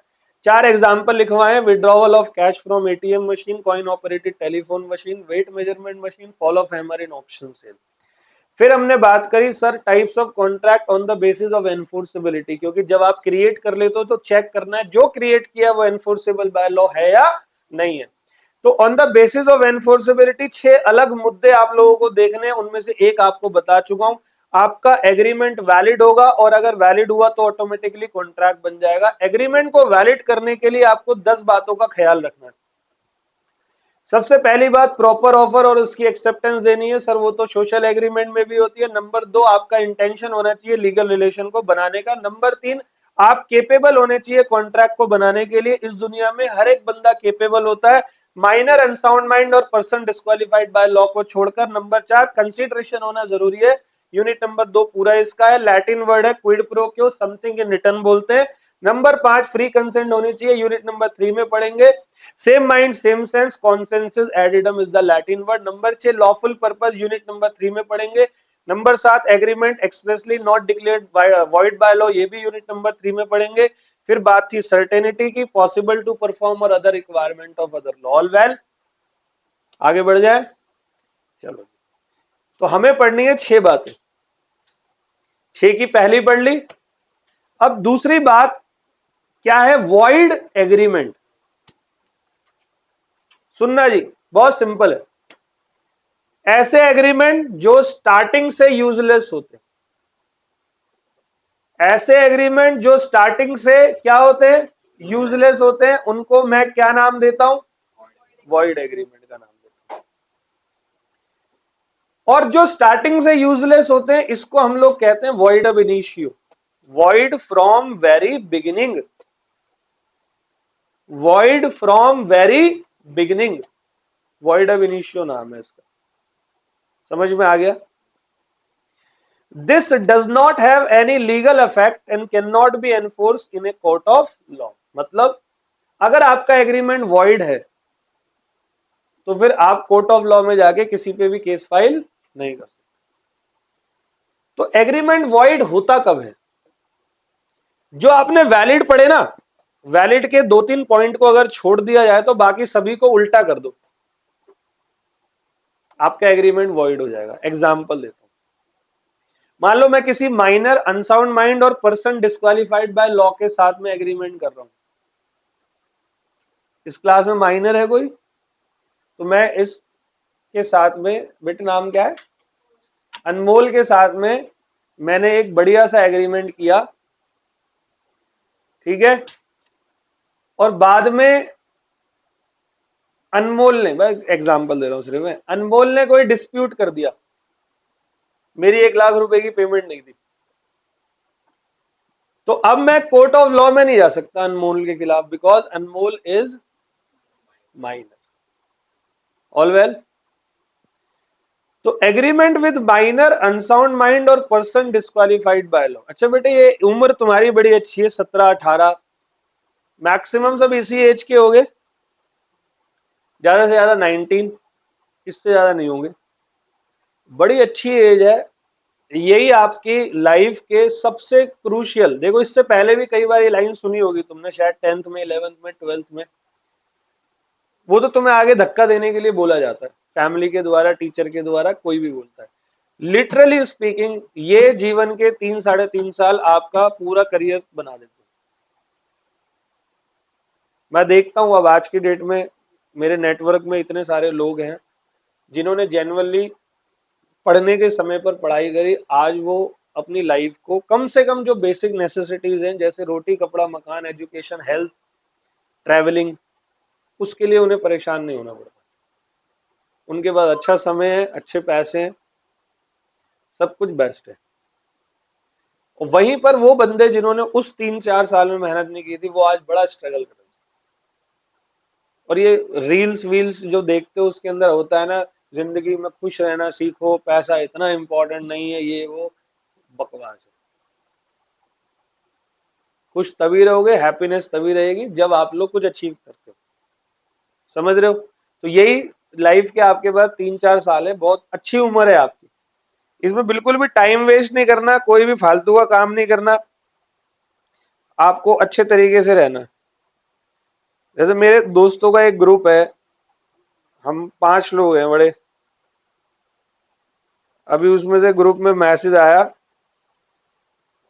Maldives, Bhutan, Fiji, Mauritius, Indonesia, Jamaica, Nepal, डोमिनिशिया, Jordan, Ecuador, Cambodia, Bahrain, पता नहीं क्या क्या, US, Cape Town, इनमें से कहीं भी घूमने चलना हो तो जल्दी हाँ बताओ, शाम को टिकट कर रहे हैं। ठीक है, मतलब इतनी कंट्रीज दे दी, और ग्रुप में जितने भी दोस्त हैं मेरे, सबने बोला डन करो डन करो डन करो डन करो। मैं अभी पढ़ा रहा हूं तो मैं अभी कोई मैसेज लिख नहीं रहा, मैं ये सोच रहा हूं कि कोई टेंशन नहीं है अब।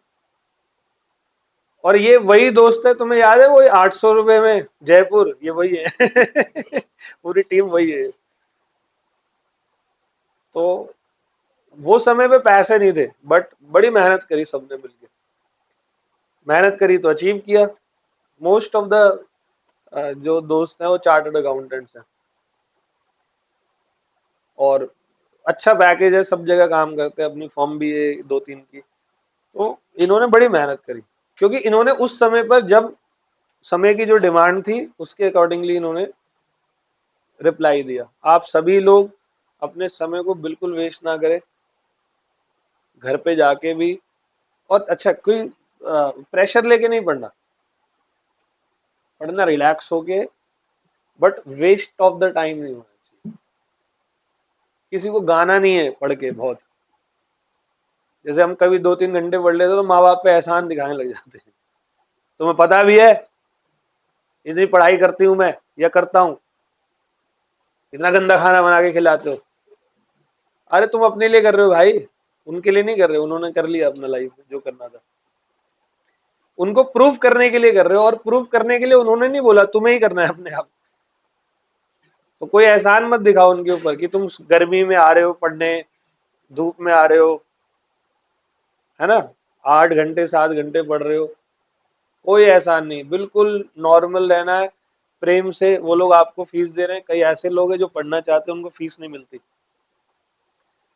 वो यूट्यूब से कभी उस टीचर के 2 लेक्चर देख लिए, कभी उस टीचर के 2 देख लिए, सिस्टमैटिक नहीं पढ़ते, फेल हो जाते हैं। पढ़ने का मन है बट नहीं पढ़ पाते, 100-200 बच्चों में से 2-4 पास हो पाते हैं बस। आपको सब सिस्टमैटिक मिला हुआ है। समझ रहे हो क्या कहना चाह रहा हूं? तो प्लीज आप सभी अपनी मेहनत कंसिस्टेंटली करो। समय आपके पास बहुत ज्यादा है नहीं, तो जब इतना समय नहीं होता तो ये अच्छी बात होती है। आपको पता है कि हमारे पास समय कम है, तो जितनी पढ़ाई आपकी डेली बेसिस पर हो रही है, आप लोगों को उतनी मेहनत अपनी बढ़ा देंगे। ऑल वेल, ठीक है। तो हम आगे आ रहे हैं। वॉइड एग्रीमेंट की बात कर रहा था मैं ये कह रहा था कि ऐसे एग्रीमेंट जिस पर आप कोई कानूनी कार्रवाई नहीं कर सकते, जैसे agreement with minor, unsound mind and person disqualified by law, या लैक ऑफ कंसिडरेशन एग्रीमेंट। आपके एग्रीमेंट में कंसिडरेशन नहीं है, जैसे किसी बच्चे को मैंने फ्री में पढ़ा दिया, और जैसे अभी मैं YouTube पे वीडियो अपलोड कर रहा था, पिछले 4-4.5 महीने से रेगुलर अपलोड करी, और पिछले अभी 8-10 दिन से आप सभी जानते हो मैं हॉस्पिटल में बिजी था, तो अभी जाके फ्री हुआ हूँ पिछले 1-2 दिन से। तो बीच में मैंने कुछ 3-4 ही वीडियो अपलोड करी, तो उसमें 1-2 बच्चों के मैसेज भी आए, सर वो आपने कहा था अपलोड करने को, मैं नहीं कर पाया, नहीं करी मैंने। लेकिन मैं इसके प्रति लाइबल नहीं हूं, क्योंकि मैं वो सब कुछ फ्री ऑफ कॉस्ट प्रोवाइड करवा रहा था। केस कर देंगे वो मुझे, मेरे ऊपर? नहीं, आपने तो बोला था। समझ गए बात को? तो नहीं कर सकते। तो 75 वीडियोस अपलोड की तो है, वो देख लो भाई, एक आधी नहीं कर पाए, कोई बात नहीं। अनसर्टेनिटी, अनसर्टेनिटी मतलब आपके एग्रीमेंट में सर्टेनिटी नहीं है। मैंने बोला भाई खरीदेगा, उसने कहा हाँ। अब क्या खरीद रहा है, क्या बेच रहा है, कितने रुपए में बेच रहा है, ये सब पता होना चाहिए ना। आप यहाँ फीस दे के गए, आपने बताया नहीं कि आप तो यूपीएससी की तैयारी कर रहे हो, आगे पढ़ने के लिए 9 बजे लॉ पढ़ा रहा हूं मैं। आप लगा ये क्या पढ़ा रहे हो? तो भाई यही तो आता है मुझे पढ़ाना। आपने कहा मैं तो यूपीएससी कर रहा हूँ। मैं कहा पगले यहाँ क्यों बैठा है, फिर निकल यहाँ से, और तुम मेरे ऊपर केस कर दो। नहीं, आपने फीस ली है, अब तो आपको पढ़ाना पड़ेगा। अबे मुझे खुद नहीं आता, मैं कहां से पढ़ाऊं? समझ रहे हो? And impossible of perform. तो जो वैलिड वाले पॉइंट थे उनको क्या कर लिया, उल्टा कर लिया।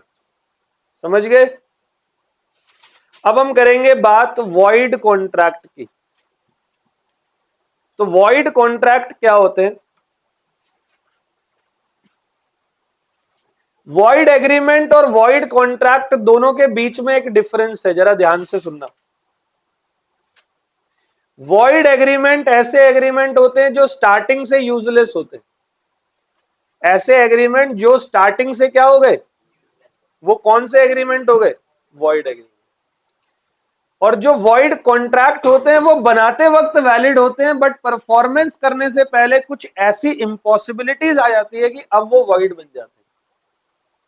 बनाते वक्त वैलिड, परफॉर्मेंस से पहले कुछ इम्पॉसिबिलिटी आई तो उसकी एनफोर्सेबिलिटी पे सील लग गया, अब सीज हो गई इन्फोर्सेबिलिटी। एग्जाम्पल देता हूं पहले, तभी समझोगे। मान लो मैं एक फार्मर हूं, ठीक है, और कौन सी खेती करी? चावल। चावल की कर लेते हैं, चलो। तो मैं वीट की कर लेते हैं, चलो गेहूं की कर लेते हैं। तो मैं गेहूं की खेती करता हूं।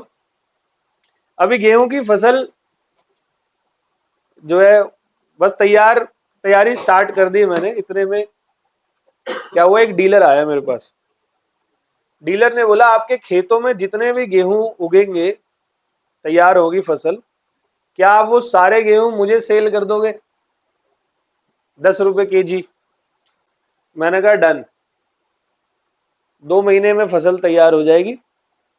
2 महीने बाद खेतों के सारे गेहूं, बस 100 किलो अपने लिए रख दूंगा साइड में, बाकी सारे के सारे गेहूं 10 रुपए पर केजी तुझे बेच दूंगा, ठीक है? उसने कहा ओके, प्रॉपर ऑफर एक्सेप्टेंस है। गेहूं खरीदना बेचना बिजनेस एग्रीमेंट है, सोशल।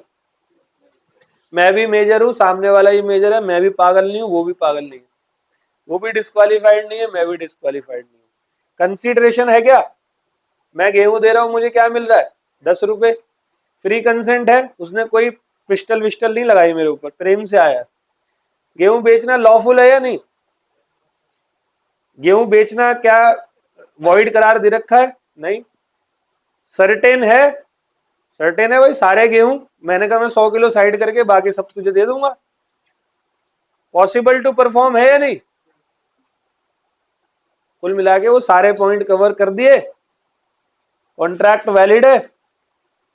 गेहूं की फसल तैयार हो रही है, बस 2 दिन बाद अब फसल को काटूंगा एंड नाप तोल के उसको बेच दूंगा, डिलीवर्ड कर दूंगा। आज रात को इंद्रदेव इतने क्रोधित हो गए किसी बात पर कि उन्होंने इतनी बारिश करी, इतनी बारिश करी, इतनी बारिश करी, इतनी बारिश करी कि सारा का सारा गेहूं पेहूं सब बर्बाद हो गया। हाँ जी, अब सब बाढ़ आ गई, सब सब खत्म। अब बताओ जी, डीलर को क्या मैं डिलीवर कर पाऊंगा गेहूं? क्या डीलर मेरे अगेंस्ट में लीगल एक्शन ले सकता है? अरे तुम कानूनी छोड़ो, तुम इमोशनली बता दो, चलो लेना चाहिए उसको? ये बाढ़ मैं लेकर आया हूं, नेचुरल कैलामिटी है। तो अब तुम मेरे ऊपर लीगल एक्शन नहीं ले सकते, क्योंकि जो हमारा वैलिड कॉन्ट्रैक्ट था, उस कॉन्ट्रैक्ट के आगे से वैलिड शब्द हटाओ और वॉइड कर दो। It means a contract which ceases to be enforceable by law becomes void when it ceases to be. जब भी सीज हो गया एनफोर्सिबिलिटी, तो वैसे ही वो क्या हो जाता है? वॉइड हो जाता है। It was possible when it was made, but on or before performance it becomes impossible। समझ गए सब? और इतना बढ़िया एग्जांपल देखो मैंने लिखा हुआ है, फार्मर और buyer. Farmer agrees to sell potato 10,000 kg to buyer for ₹10 per kg। Suppose before delivery of potato, due to heavy rainfall, all the potatoes were destroyed, then this contract becomes void due to, इसको कहते हो supervening impossibilities। जो natural calamity होती है ना, इसको कहते हैं सुपरवेनिंग इम्पॉसिबिलिटीज। आ गया समझ? कोई टेंशन? ठीक है। अगला कहता है इलीगल कॉन्ट्रैक्ट ऑब्लिक एग्रीमेंट। अब इलीगल बहुत सिंपल है, illegal is equal to void plus punishable. जैसे कि ए ने 1 लाख रुपए बी को दिए, बी एक लोकल क्रिमिनल है, ए ने बोला मेरा बिजनेस कॉम्पिटिटर है, उसको मारना है, उसके हाथ पांव तोड़ने। तो ये जो ए और बी के बीच का एग्रीमेंट है, ये क्या हो गया? ये इलीगल है। तो यहां पनिशमेंट मिलेगी या नहीं मिलेगी? लेकिन अगर मैं माइनर के साथ सिर्फ एग्रीमेंट करता हूं तो this is just void agreement. All well, मारना अलग है, माइनर के साथ एग्रीमेंट कर रहा हूं कि भाई अपनी कार बेच दे, मारूंगा तो इलीगल है, ठीक है? माइनर पे तो हाथ भी मत उठा दो, नहीं तो तुम्हें बहुत ऐसी तैसी होती है। सही है? अनमोल अभी तो कुछ भी कर सकती है, तो फ्री है, लोगों से पैसे ले ले मत दे, कोई तेरा कुछ नहीं बिगाड़ सकता। ठीक है, तो एक कंक्लूजन निकला, देखो, all contractor, all illegal are void, but all void are not illegal. जैसे एग्रीमेंट विद माइनर वॉइड है बट इलीगल नहीं है, लेकिन जितने भी इलीगल होंगे 100% उसमें वॉइड तो इन्वॉल्व होगा ही होगा। सही है जी, ओके है जी। तो हमारे कितने हो गए, 4। एक वैलिड कॉन्ट्रैक्ट पढ़ लिया, वॉइड एग्रीमेंट पढ़ लिया, वॉइड कॉन्ट्रैक्ट पढ़ लिया, इलीगल पढ़ लिया। नंबर 5 मेरा फेवरेट, वॉइडेबल कॉन्ट्रैक्ट। ये भी यूनिट नंबर 3 में पूरा एक इसका सेक्शन नंबर 15, 16, 17, 18 पूरा लाइन से चलेगा यूनिट नंबर 3 में। फिलहाल यहां पर मैं आपको इसको समझाता हूं, ध्यान से समझना। पहले लैंग्वेज में,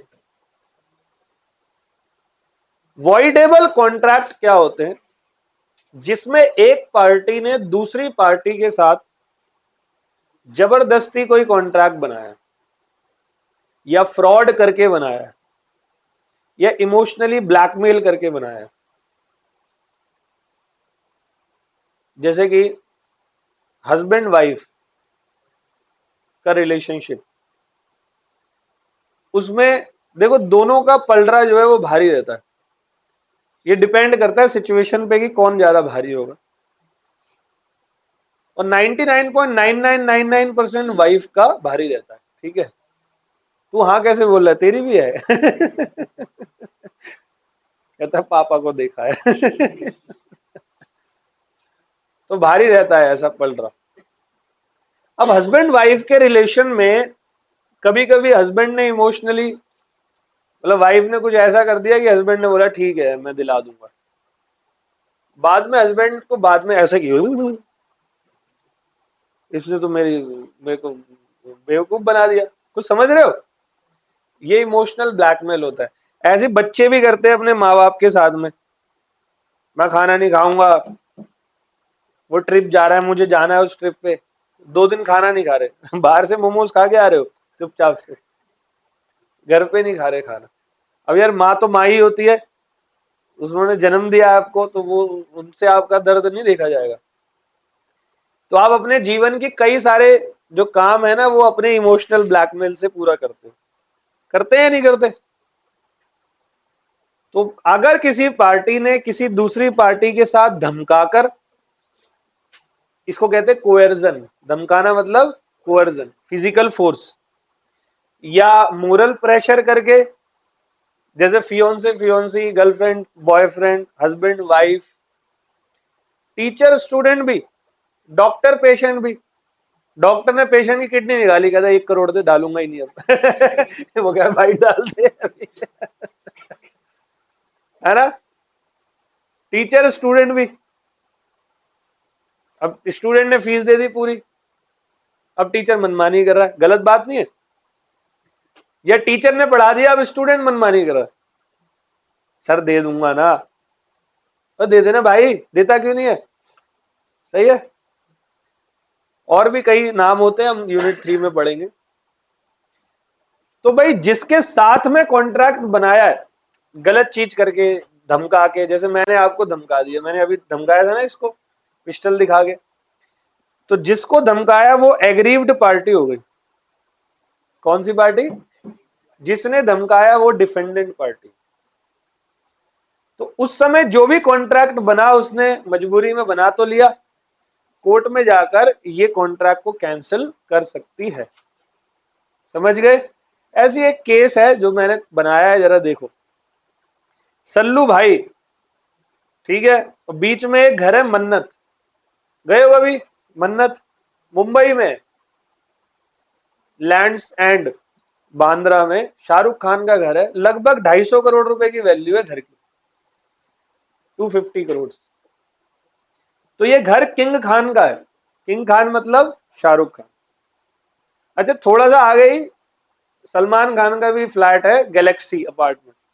तो सलमान मॉर्निंग वॉक करने, मतलब साइकिलिंग करने जाता है, तो मन्नत के उधर से निकलता है। एक दिन सलमान का मूड खराब हो गया, साला मेरा 2 BHK का अपार्टमेंट और इसकी पूरी हवेली, उसने कहा साला अब ये अपने नाम ही करवाते हैं। तो वहीं से गौरी जा रही थी। सलमान ने बोला भाभी जी नमस्ते, जरा बैठो साइकिल पे घूम के आते। सलमान खान ने उसको साइकिल पे किडनैप किया, गैलेक्सी ले गया, अंदर बैठा दिया, अब बैठे रहो। उसको पता लगा वो तो किडनैप हो गई। तो सल्लू ने फोन किया फिर शाहरुख भाई को, शाहरुख तो एक काम कर, गौरी मेरे कब्जे में है, अब अपना जो घर है वो मुझे 100 रुपए में बेच। अच्छा 100 रुपए क्यों? क्योंकि कॉन्ट्रैक्ट में कंसिडरेशन होना चाहिए, 1 रुपए का कंसिडरेशन भी वैलिड होता है। उसने कहा दुनिया पूछेगी तो मैं तो दिखा दूंगा कि मुझे तो बेचा है इसने। अब शाहरुख परेशान। अच्छा खुश तो था वो कि बला टली, ठीक है। शाहरुख ने कहा यार ऐसा मत कर भाई। शाहरुख ने कहा ठीक है। अपनी वाइफ को बचाने के लिए किंग खान ने अपना वो मन्नत जो है वो अंडर प्रेशर बेच दिया 10,000 रुपए में। किसको? सलमान खान को। और फिर उसने गौरी खान को छोड़ दिया। अब जैसी गौरी अपने घर पहुंचेगी तो किंग खान सबसे पहला काम क्या करेगा, वो जो सलमान को घर बेचा है उसने अंडर प्रेशर, वो कोर्ट ऑफ लॉ में जाके उस कॉन्ट्रैक्ट को क्या करवाएगा, कैंसिल करवाएगा। और इस सिचुएशन में एसआर के कौन सी पार्टी है, aggrieved party, and Salman Khan कौन सी पार्टी है? Here the contract is voidable, it can be cancelled eight the option of all well. अब जरा इसको ऊपर से पढ़ते हैं, वॉइडेबल कॉन्ट्रैक्ट कौन सा होता है? तो मेरे प्यारे बच्चे, वॉइडेबल कॉन्ट्रैक्ट ऐसा कॉन्ट्रैक्ट होता है जिसको आप क्या बोलते हो, कैंसिलेबल कॉन्ट्रैक्ट भी बोलते हो। कौन सा contract? A contract in which there is no free consent is called voidable. एक ऐसा कॉन्ट्रैक्ट जिसमें कोई भी फ्री कंसेंट नहीं होती उसको आप क्या कहते हो, वॉइडेबल कहते हो। It is enforceable at the option of one और more person who is aggrieved. और ये एनफोर्सेबल होता है, एनफोर्सेबल मतलब कोर्ट में कौन जा सकता है, तो जो एग्रीव्ड होता है। शाहरुख खान एग्रीव्ड था, वही जा सकता है कोर्ट में, और जो कोर्ट में जा सकता है वो एनफोर्स कर सकता है। Simply the aggrieved party can get it cancelled by taking legal action in the court. तो जब फ्री कंसेंट नहीं होती तो दो पार्टी है, एक एग्रीव्ड है और एक डिफेंडेंट पार्टी है। एग्रीव्ड में जिसका कंसेंट फ्री नहीं है, और defendant who has obtain the consent of other party by. आ गया समझ? तो मेरे बच्चे 5 सिचुएशन ऐसी होती है जहां पर फ्री कंसेंट नहीं होती, उनमें से 4 वॉइडेबल होती है। ये टॉपिक पूरा यूनिट 3 का टॉपिक है। यूनिट नंबर 3 में पूरा डिटेल के अंदर हम लोग पढ़ने वाले हैं इसको, ठीक है। तो in following situation there is lack of free consent.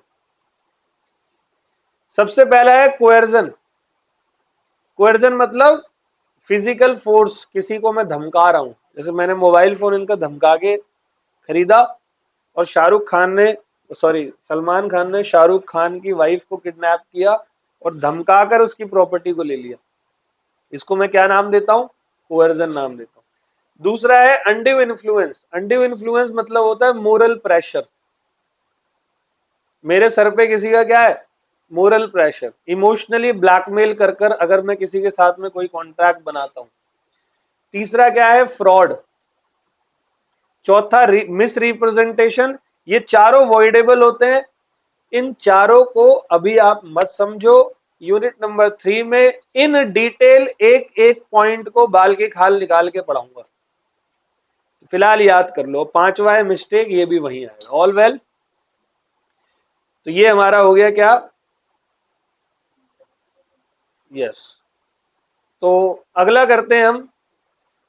एक चीज और थी ना, अनएनफोर्सेबल कॉन्ट्रैक्ट, वो मैंने आपको यहां पर मिसलेनियस कॉन्ट्रैक्ट में लिखवाया हुआ है। तो आगे आएगा तो मैं बता दूंगा। फिलहाल 5 पॉइंट मैंने आपको बता दिए on the basis of enforceability के। All well. चलो हाँ जी, डाउट है कुछ? जो समय भी हो गया है तो ठीक है, फिर मिलते हैं आपसे अगली क्लास में। Thank you.